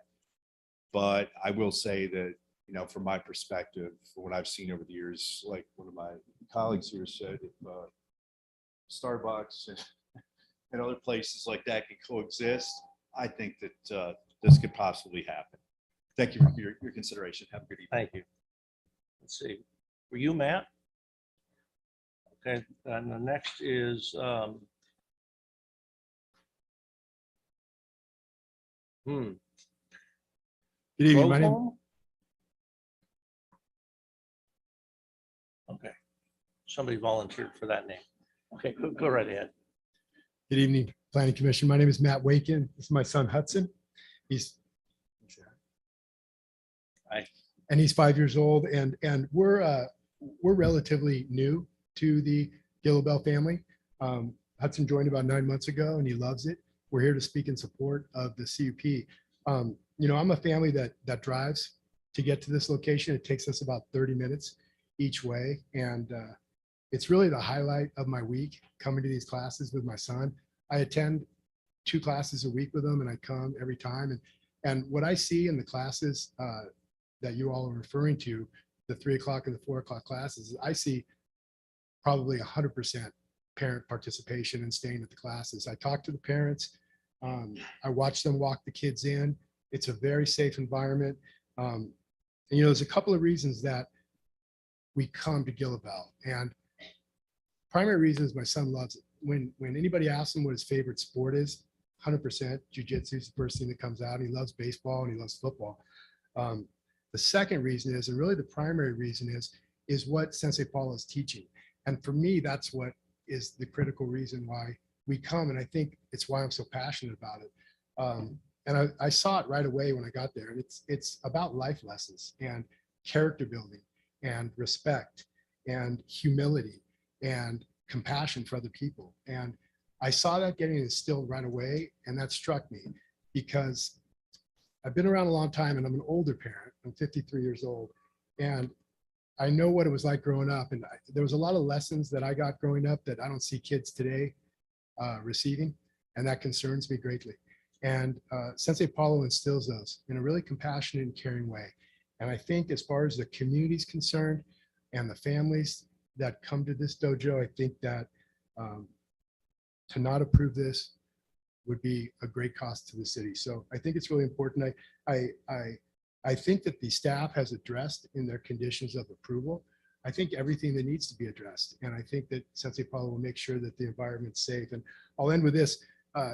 The kids get to say something at the beginning of every class. And there's 2 lines from it that struck me that I wrote down. One of the key phrases is, I promise not to be abusive or offensive to others and to always pursue friendships. And if those are lessons that you can teach kids today, not to be abusive or offensive to others in the world we live in today, and to always pursue friendships, I think that the world will be a better place. So thank you. Thank you to you and your son for participating in the public process here.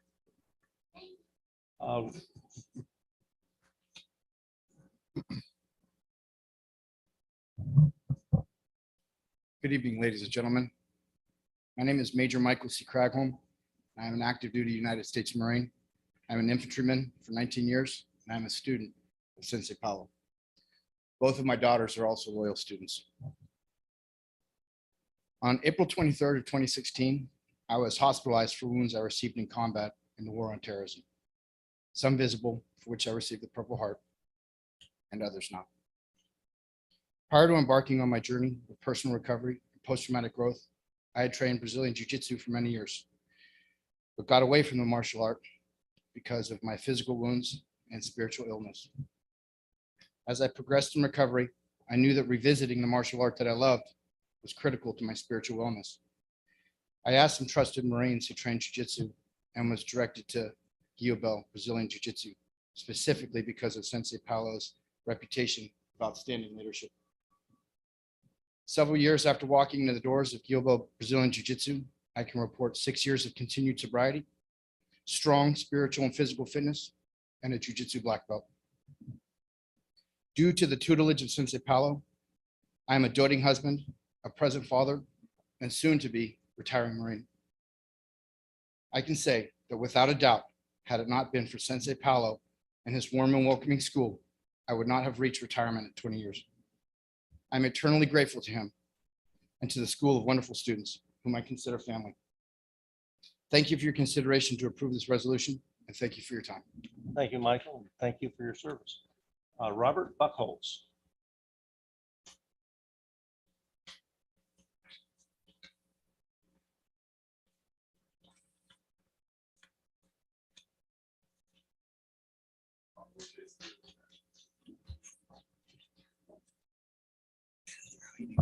Can't see him. All right, so I speak to the mic. Okay, so I'm a former naval intelligence officer, also married to a Marine officer who's located at this base as well. My 2 kids also participate in Jiu-Jitsu. So my professional experience also includes working at Amazon fulfillment centers, semiconductor manufacturing, and various logistical support to other government programs. When it comes to safety, complacency has always been the greatest killer. I can understand that. You know, my family, we preach hypervigilance because, you know, these kids are really important. You know, so am I. Hypervigilance is a two-way street. It's a big responsibility. And it's a big responsibility for the parents. It's also a big responsibility for who we're also going to be sharing the space with as well. When you walk across the street, that's a negotiation. It requires you to have the situational awareness of others, and it requires them to have the situational awareness of others. Every month, these kids have a homework assignment. This month's assignment is patience. So you all have done a really good job of that so far today. We've made it this far. So thank you everyone for your patience. And if we do this together, we can thrive together. And as Sensei Paulo also said, you know, when we share the space, after we get through that storming phase, you know, there's a free week you can take advantage of. Yeah, I hear there's going to be 15 spots available for them as well. So hopefully we can move forward and progress together. Thank you for your time. Thank you. And to your kids. Okay, that does the cards. Is there anyone who didn't submit a card who would like to make a comment?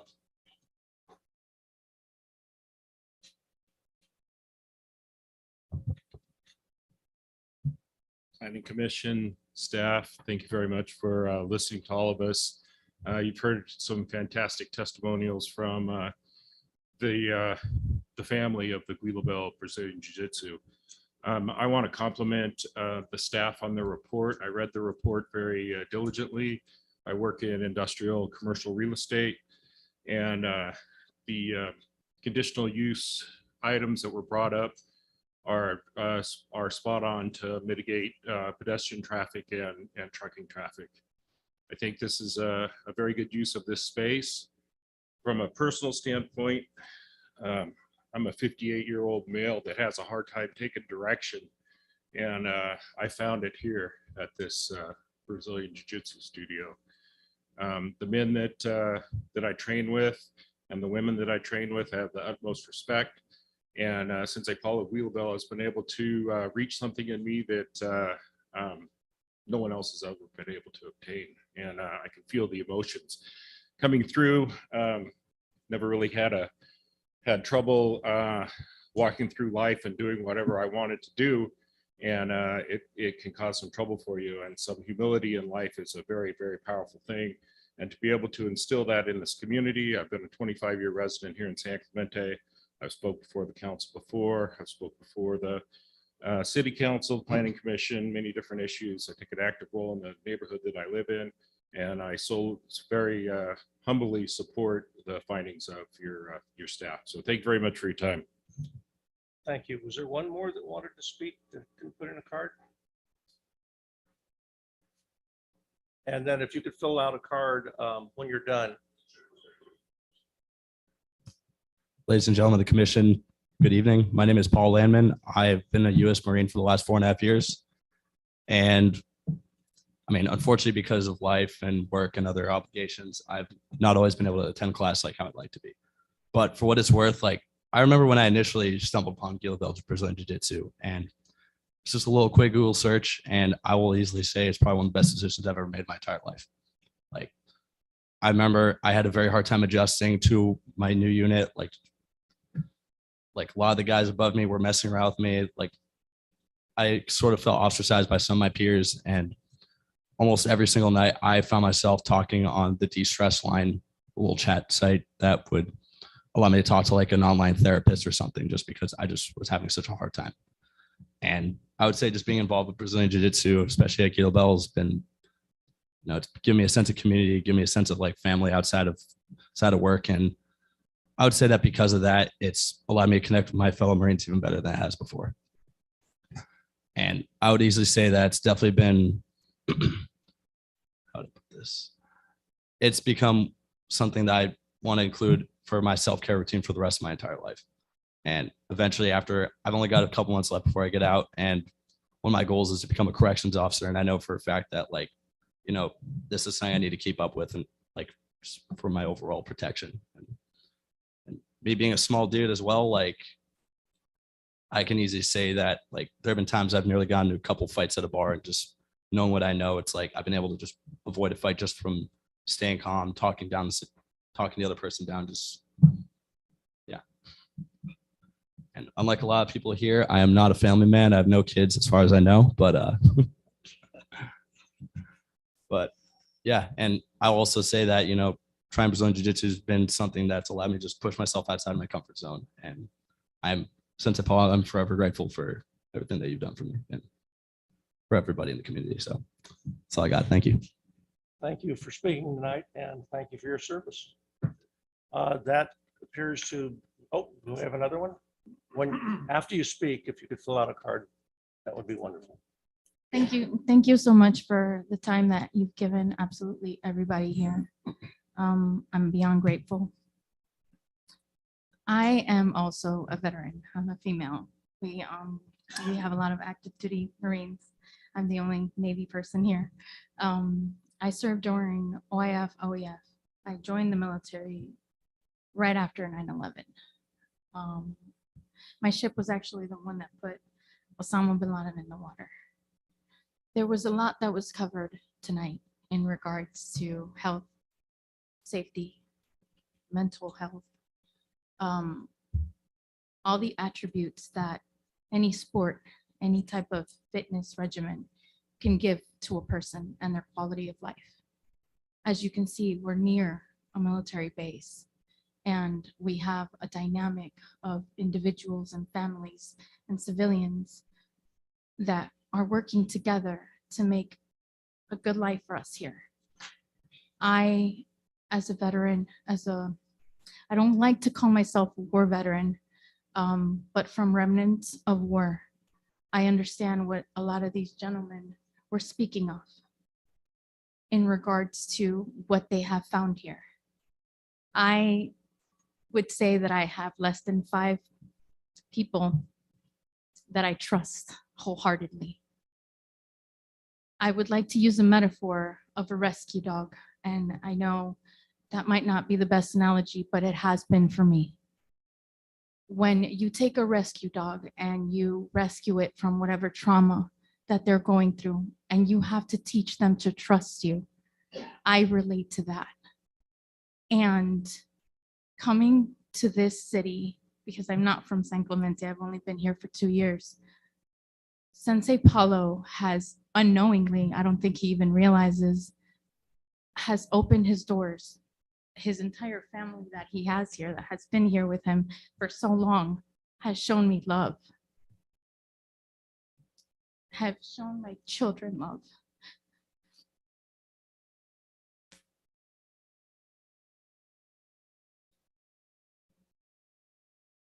I was very moved to come here tonight because I want to see this gentleman thrive.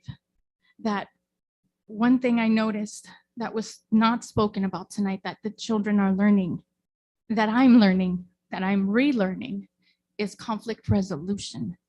These children are learning that.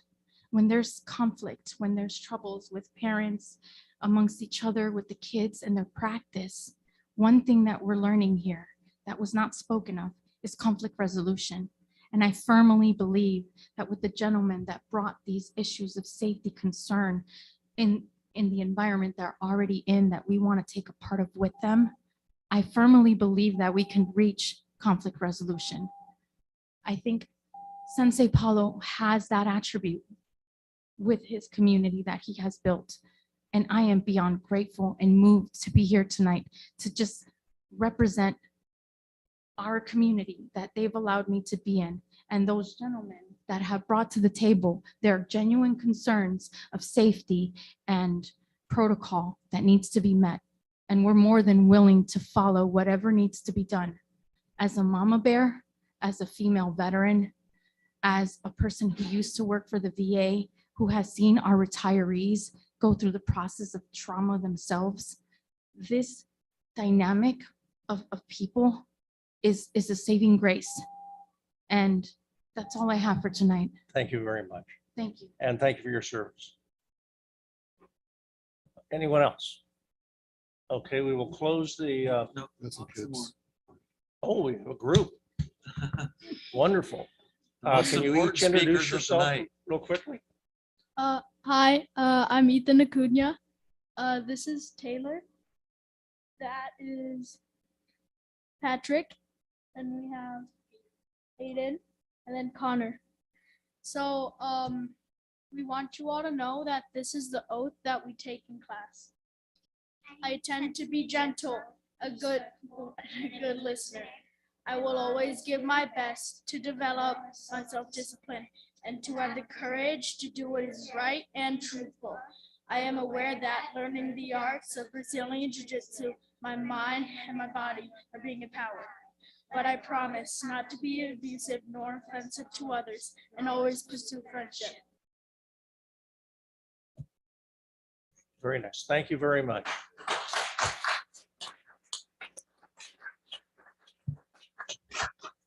Okay, we have another. And if you could fill out a card also when you're done, it's just a little blue card. I didn't know that this was going to be happening today, but as soon as I found out, I had to come. There was a lot talked about here: family, patience, respect, and that's all that I felt in this community. My mom came up here. She's a veteran. She's a very strong woman and role model for me, and she's always been into the aspect of being in a family and learning how to take care of yourself and the others around you. And martial arts applies to that. Mental health, physical health, it all works together. And to be around her and other strong people that have been through so much to come this far, including Sensei, is really beautiful because you get to learn about new people and new things that have happened throughout your community and outside of that.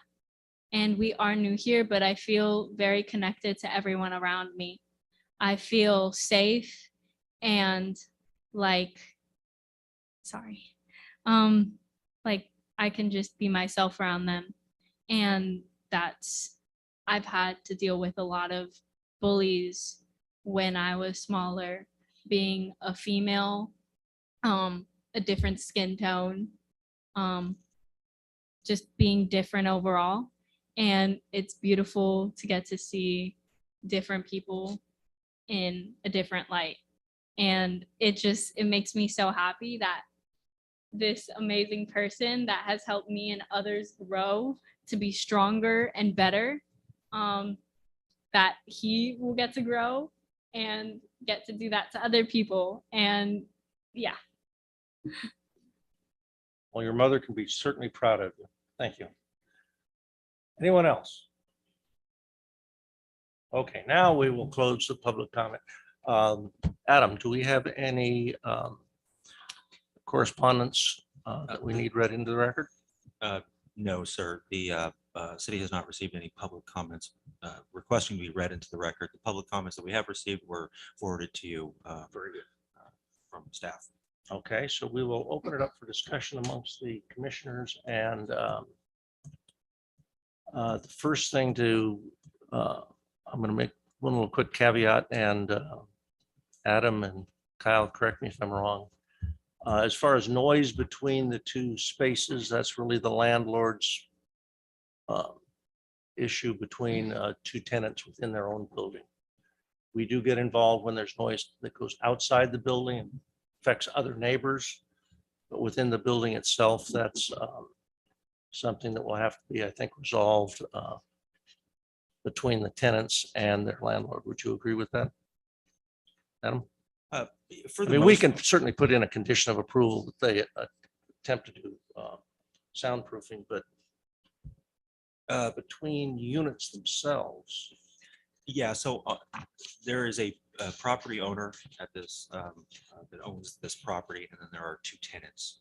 The property owner clearly is supportive of the application in front of you because they signed an application certification allowing for the applicant to submit an application on that property.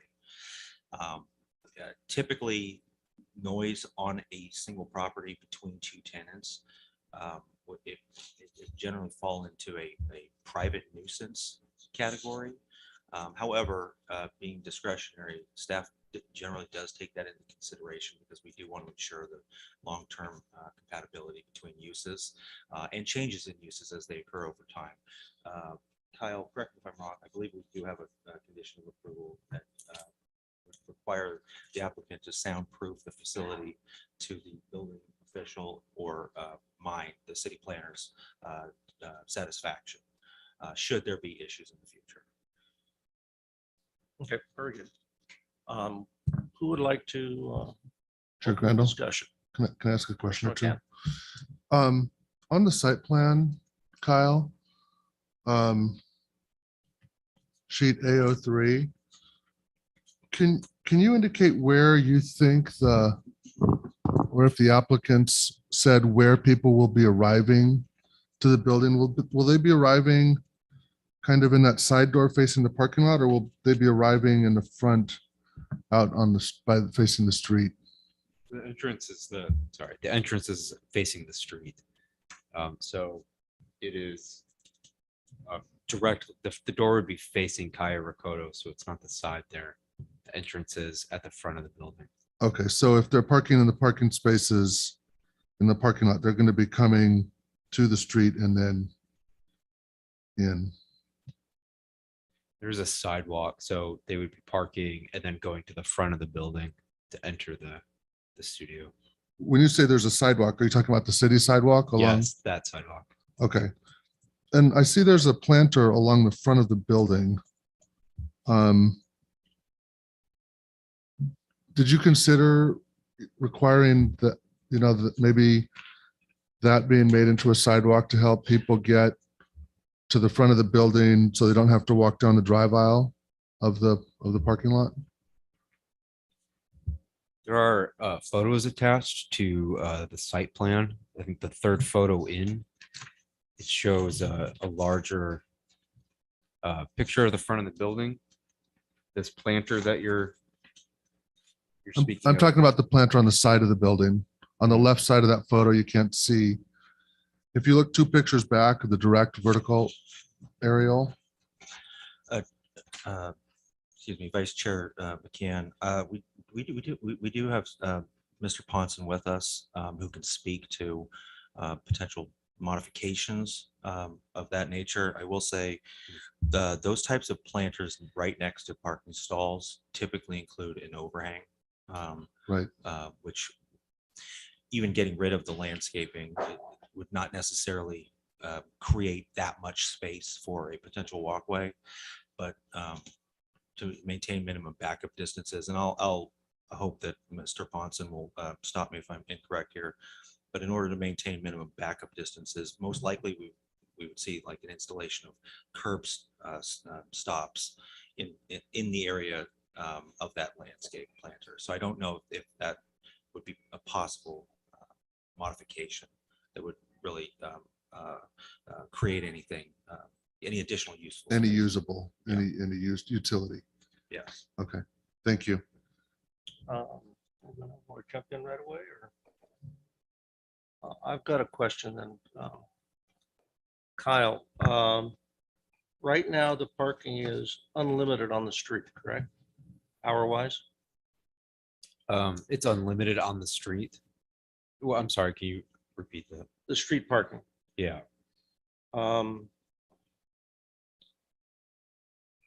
Right now, the site has 28 stalls. spaces, yeah. In the video I saw of the trucks backing up, they were backing up through parking stalls. That's correct. Is that typical? So. So staff did speak to Public Works Engineering staff about this. Zach, do you have comments about that in particular? Yes, Zach Ponson, Public Works Department. We did see that video. It looks like that's a 18-wheeler that is probably one of the largest vehicles I can imagine turning into that site. The building was designed with a loading dock, but I'm not sure what size radius it was designed for. So I don't know if that radius truck is required to swing into those parking stalls or not. That would take a whole additional analysis of that for that one larger truck. The other normal sized trucks that look like majority of the deliveries happen with look like they can make the turn pretty easily. Okay, thank you, Zach. Yeah. Because I'm wondering if the dojo's parking was identified and was the first ones in the parking lot, if the property owner would allow it. Staff didn't identify the location of where the parking spaces would be. Because I think for safety, it seems like most of the conflicts down towards the loading dock to the rear of the property. If they had the first, is it 15 stalls or 13 stalls that the dojo is using? The first 13 stalls were the ones that were designated for the dojo. That seems like it would eliminate a lot of the interaction with the trucks, other than the truck initially going down the driveway. Because I'm concerned that video showed the trucks backing up over the parking spaces. That's the impression that I got from that video as well. So staff does not typically require or get involved in the allocation of parking spaces. However, Staff in doesn't, but we could. But yes, being discretionary, the commission could require that as a condition of approval. And then, ultimately the property owner would have to agree to that condition, and they would be the one to carry it out since it's their property, but that's in the commission's purview. Because from that video, it seems like the truck use is blocking those stalls. So even if their employees wanted to get out, wouldn't be able to get out. Yeah, and I staff would support a condition of such a nature with the testimony that we've heard today. I think that would be something that staff would support. If not, call it the first 13 spaces. We're talking like on either six on side. each We're talking side on or either seven on side. one side. However, yeah, but something that could be considered is all of the spaces next to the building are going to be utilized by people who, once exiting their vehicles, are not walking across the entire aisle. They're walking along the vehicles, and so if there is concern about walking across the entire drive aisle, those spaces, to the extent that they can, and I would request that the commission put a little bit of flexibility in this. We don't know exactly what the situation is. The property owner may have already promised specific spots to people, but a condition that maybe discusses some a requirement that the property owner and or applicant work with the city traffic transportation team and or the city planner to identify the best spaces possible to allocate to the jiu-jitsu studio. I would add that just to confirm, it's actually 12 parking spaces that they're required to have. The 13 is the one that the other business would not use. So it's 12. Okay. Condition of approval 719 refers to the number of parking spaces that they're required to have based on the number of students that they'll have on site. And if there's any modifications that the commission wants to make, that may be the condition of approval to modify, to add that. There's a 10-minute gap between classes, correct? For overlap. Are you speaking of the schedule that was Yes. provided? I think I saw in there that there was going to be 10 minutes between classes. Yes. That's correct. Condition of approval 720 also addresses that there should be at least a 10-minute break in between classes. Mr. Prescott?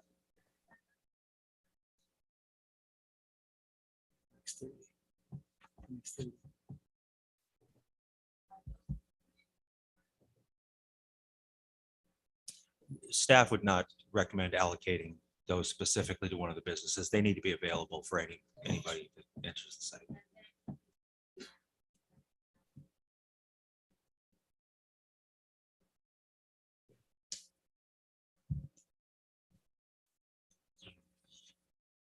Count of Looks like space. about 10. I counted it's 11. Okay.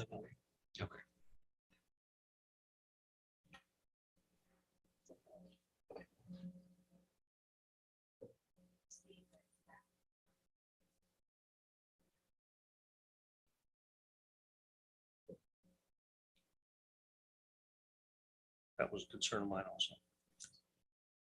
also. Staff's not aware of that. I'm sorry to cut you off now. Staff's not aware. As part of this application, the operations of the other tenant are not scrutinized as much. Looking at the videos, it does appear that for their larger truck deliveries, in order to make that turn, none of those parking spaces can be utilized. From staff's perspective, that's really an issue of their business and the appropriateness of this location and these loading docks for the size vehicles that business uses. I guess I was concerned that it looked like they used cones to mark them off. So are they not utilizing their designated parking spaces? You know, I don't know, but concern, if you, so I don't know how we address that. yeah, there's a requirement to provide parking based on use.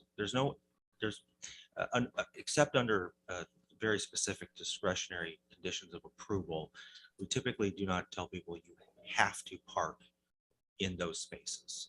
People can park on the street if they want to. It's But they free have to parking. be available. They do have to be maintained as available. In temporary instances, that type of activity could be, permitted. Mhm. If that's how it always is, then technically that's a violation of the municipal code, which requires that all required parking be maintained as accessible. Gary, did you? Yeah. Commissioner In terms of the big rig getting in there, it's already a pre-existing condition, so they're already dealing with it. If we take the suggestion of the chairman that all the schools parking lots are more towards the street side, I think it leaves that pre-existing condition with the business, and that's currently there. I think that just with a lot of trust and vigilance between the two parties, I think parking is already addressed in, conditions 715, 716, 18, and 21, which says if there are parking issues, well, first of all, there's a review in a year to see if parking is a problem, if safety is a problem. Adult has to be with the child.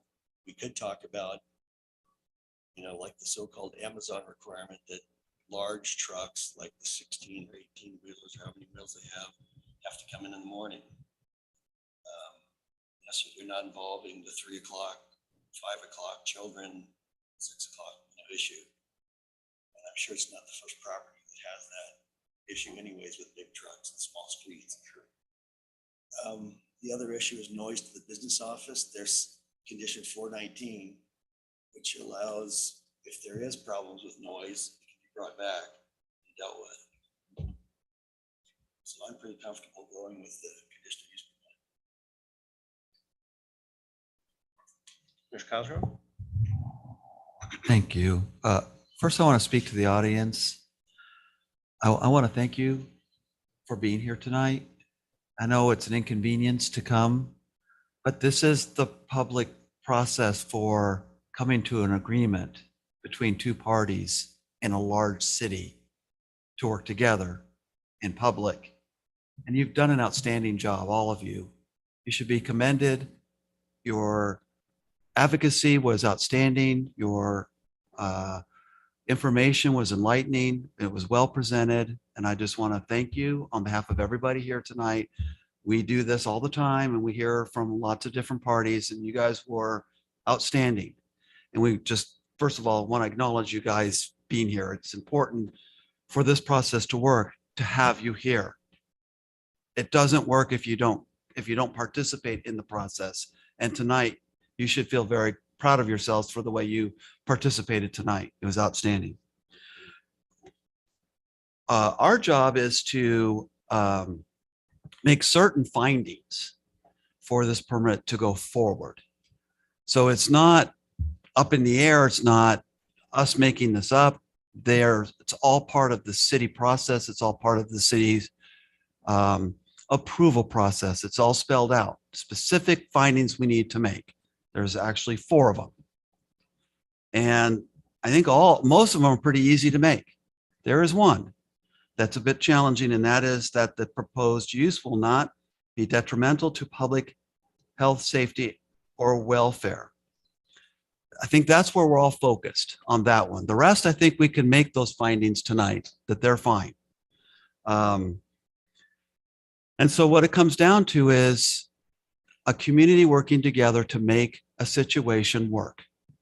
And we encounter this a lot. This is not something unusual. This happens in a city of this size, especially one that's built out. And people are looking for spaces to operate in. And in this particular environment where it is zoned for light industrial, this is where we find ourselves now talking about a commercial recreation use in the same location as light industrial. Therefore, we now need to have that conversation. How do these two uses go together? And how do we move forward as a community? I have to put on the public record that I did walk the site today. And I walked the parking lot, I walked back to the loading docks, and I made my own personal observations of this specific site with respect to the specific finding we need to make tonight about the proposed use not being detrimental to public health. First, I want to note an observation I made of Venetics. Seemed like a cool group of people. Just the vibe that I got was good group of people.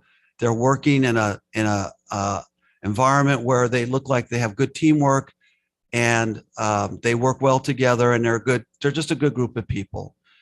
Just as we saw tonight of the applicant and their customers, and also a good group of people. So I think that's one thing we have going for us tonight.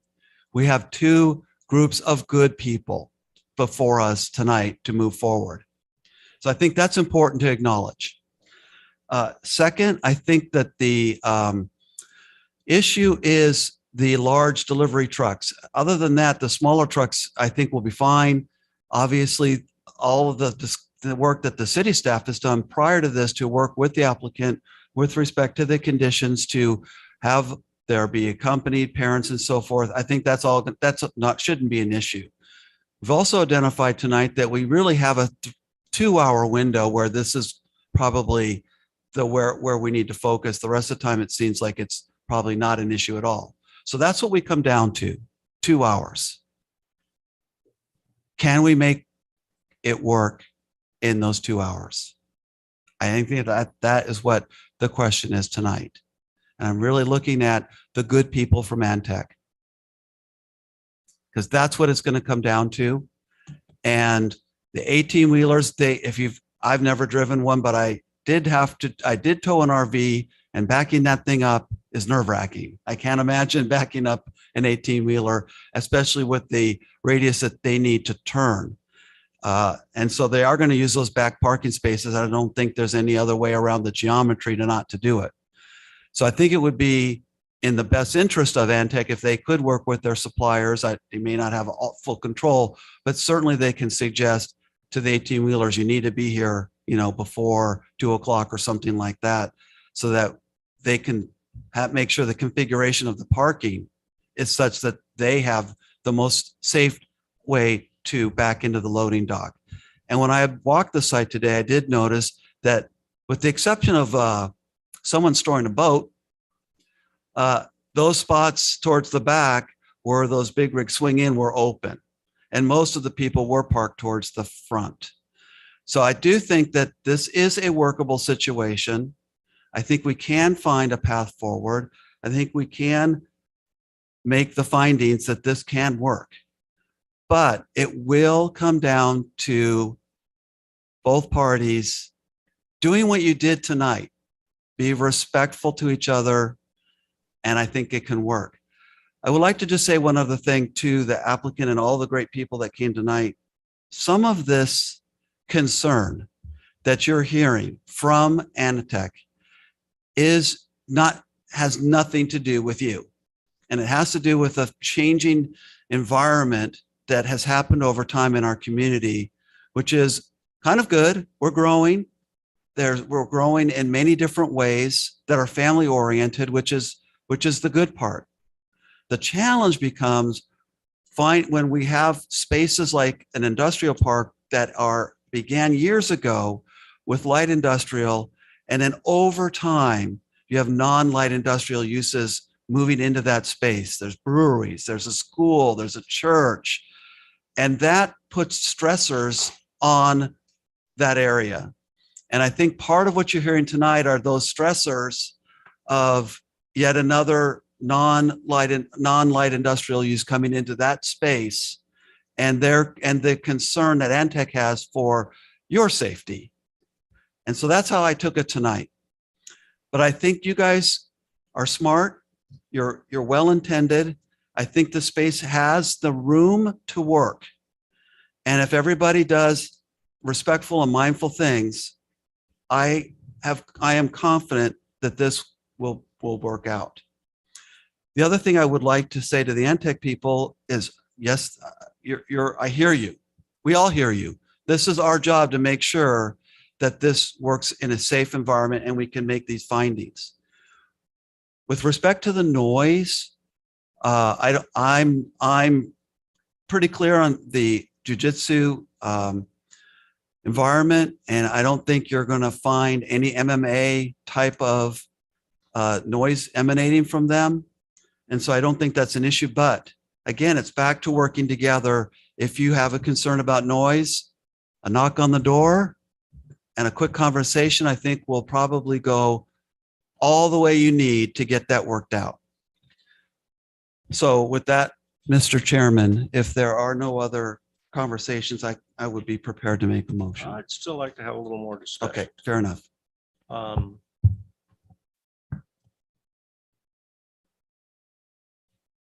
I've got a real concern that unless the parking is available for the dojo, I want to make sure that all the employees of Intech don't take those front spots, and there's none available because the back spots don't work for the dojo, period. Yeah. And it doesn't work if a truck comes in and maybe their And they have to car's be there vacated. and they need to be vacated. If it's their employees that are there, they can tap them on the shoulder and say, hey, go move your car. Precisely. That's why I'm pushing that maybe that the more forward spaces need to be designated so both have parking. And Intech has all the parking around their loading docks. There won't be any interaction with the forklifts or anything by the other users. And I mean, that would be the ideal situation if we can figure out a way to do that. And Mal, you're looking Sure, Crandall. non-committal there. You think that's something that's possible? Mr. Chairman, I'm fully committed to whatever. Yeah, it's possible, but it requires the property owner to agree to any kind of a parking requirement beyond just the spaces that are allocated. But that certainly is possible. If parking spaces are not available to the applicant because of truck traffic or other issues, that's a violation of the lease. And is dealt with on the private side. But we shouldn't make decisions on assumptions that people will not comply with their lease or with the requirements in the code. But there's no problem with asking the property owner to agree to some kind of a mechanism like is being discussed right now. Almost like shared parking agreements. Yeah, that's right. I would consider a motion if we had something in the motion that would trigger negotiations with the property owner to accommodate that desire. Chair Crandall, can I weigh in on this? Certainly. Another thing you didn't point out is if Anatech spaces are more in the back and they are receiving, FedEx trucks and UPS and whatever, and they would have the possibility or likelihood of kind of locking in cars, but they would be locking in their own cars. That's precisely. Yeah. So I'm fully supportive of attempting to designate the 13 spots close, or 12 or 13 closest to the street for the studio. Kyle, can you write a condition of approval that just says the applicant shall work with property owner to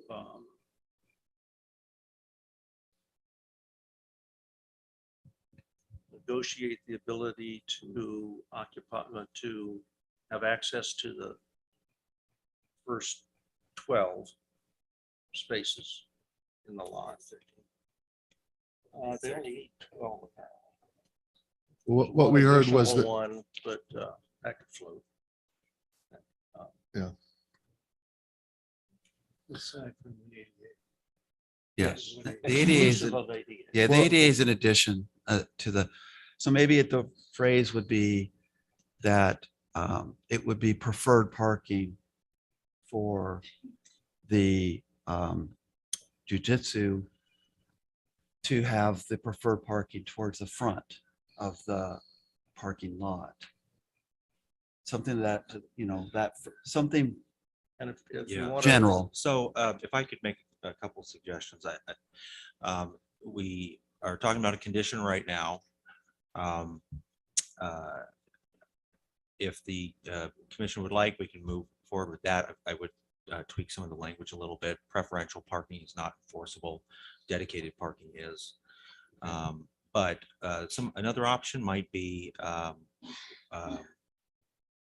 we could maybe move up the review time from a year to 6 months. And then the planning commission could request that staff work with the applicant and the property owner to identify a parking, call it a parking management plan. I like that. Kind of an ancillary option there would be to require that a parking management plan that provides the parking closest to the entrance to the commercial recreation use be preferential, and then have that parking management plan be reviewed by city staff. I would work with Mr. Ponson on this one, but essentially to require a parking management plan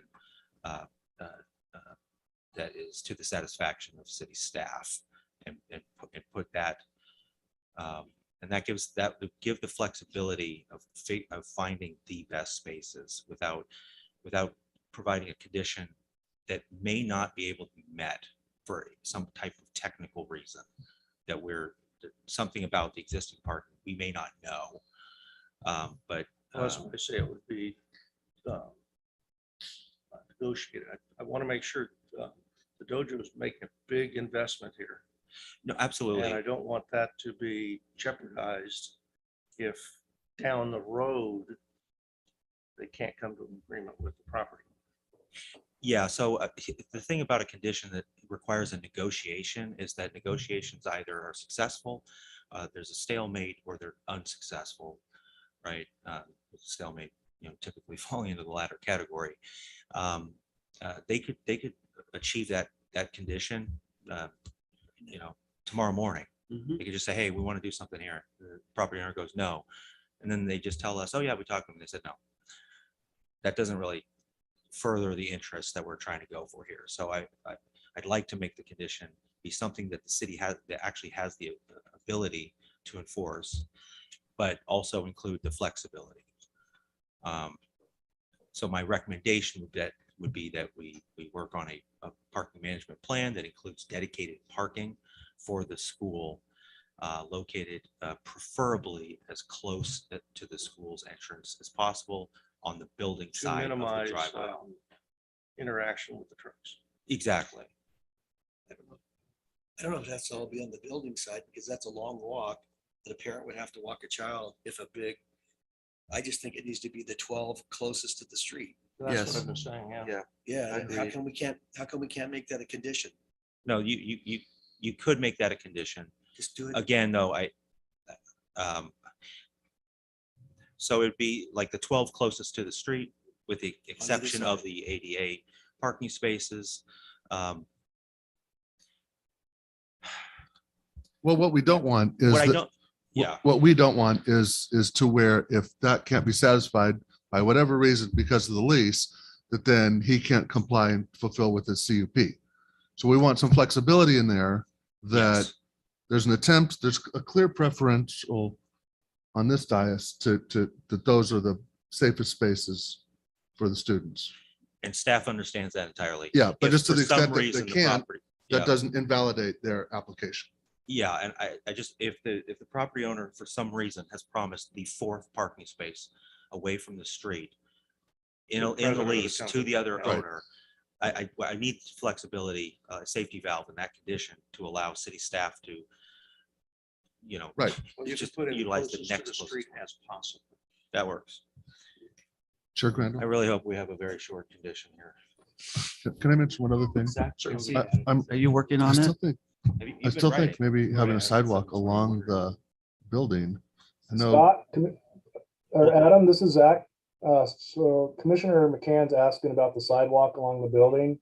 So during that time, just now, I pulled up the as-built for the building. It looks like it's 5 feet from the curb face to the building. And you were right, Adam, that 18 inches of that is car overhang. So that legally leaves 3.5 feet of clear space from a car to the building. As most of you know, that you really require a 4-foot clear distance to have it a legal path. But having a 3.5 could be deemed something that's better than nothing. It's not a legal path to the building, but it is at least a path. So I did want to throw that out there, Commissioner McCann. Then you'd have to have parking stops, right?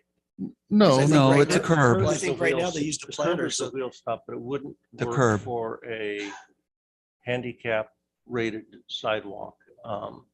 So I think we may be making it too complicated there. The And the expense number, I is the mean, other we've had thing. trucks coming in only, I think the photo study, and I'll ask Paulo, was it 5 times a day? Any trucks? You did those, that time? it was like 5 to 6. Yeah, it was like Per only, day. it's only 5 or 6 times a day currently. And I don't know if we need that. I like the idea, but I'm not sure it's practical. Well, it could just be reconsidered on a review too. Well, I don't think that's as important because you're still just walking behind your own vehicle or the vehicles that are supposedly designated for the dojo. So really the key, I think, is if possible, all the spaces closest to the street be designated for the dojo. As possible. Yeah. You got something, Kyle? Yeah. And can they be marked? Because there's a lot of commercial properties where it says Yeah, they would have. Ralph's only, like on a post. Oh, yeah. So there's no, but I mean, we want to make specific. I don't know how Adam handles the code enforcement on spaces for drop off and all, and just say Lowe's, they've designated them for veterans, for drop off, for pickup orders. I mean, Yeah. Just some simple signs, but So, without giving away too much here, those types of signs are not legally enforceable. Anybody can park in any space that they want, except an ADA space, because the Well, that's code good to know. requires that they maintain those as open. He was trying to keep That's that- from the city's perspective. Now, as private property, they can dictate where customers may or may not park, with some exceptions, of course. But the city doesn't get involved in that type of dedication of parking spaces unless what they're doing functionally stops access to that particular parking spot. That's why I think it's not that complicated. And I do think that we have two reasonable parties that can work with the property owner to come to an agreement, and they inform their customers, they inform their employees. This is the deal we've struck, and communicated, and people understand. We are in this approving case, the in this property, case, we're not talking the about, owners. in Yeah. this case, we're talking about something different, where the city it would essentially be creating a law that applies only to this property, that those dedicated spots, as determined by staff as the closest possible to the street, those have to be maintained and parked for the jiu-jitsu studios Sure. customers. There would be enforceability, but because that's something that is being imposed By this the body. city. Yeah. Yeah. Kyle, did you have something you want to run by us? Yeah, so condition of approval 721 would be rewritten as, upon 6 months of the business operating, the use shall be reviewed by the city planning and engineering staff, an evaluation of compliance and effectiveness of on-site parking, and provide a parking management plan that will be reviewed by city staff to confirm the 12 spaces as close as possible to the entrance of the parking lot are occupied by the applicant. About 12 mark spaces. I will second Commissioner Cosgrove's motion with that addition. I think I should probably make a formal motion then in that regard. Read the, Right. I move approval of conditional use permit 22-067. Would you like me to off the resolution? Gotcha.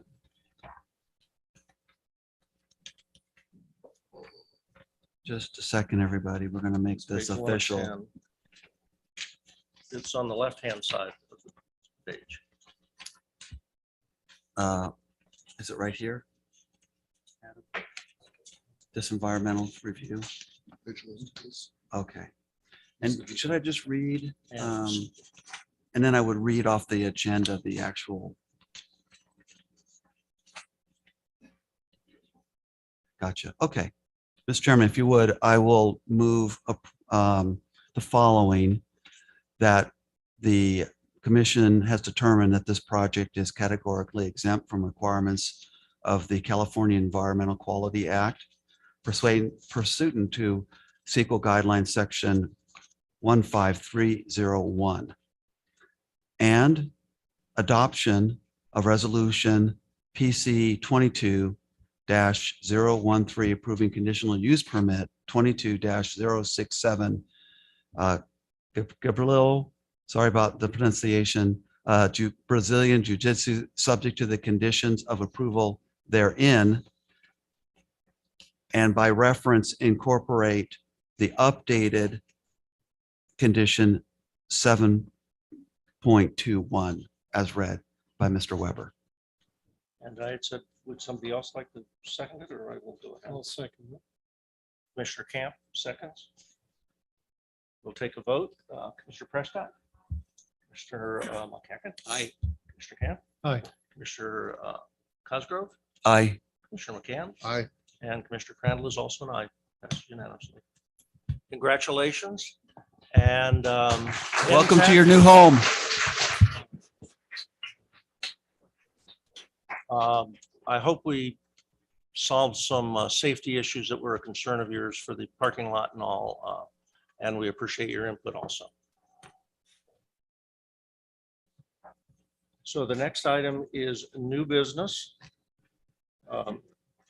We show none on the agenda, but I would like to congratulate all the members that were reappointed to a 2-year term, and we'll have one more joining us for a 1-year term.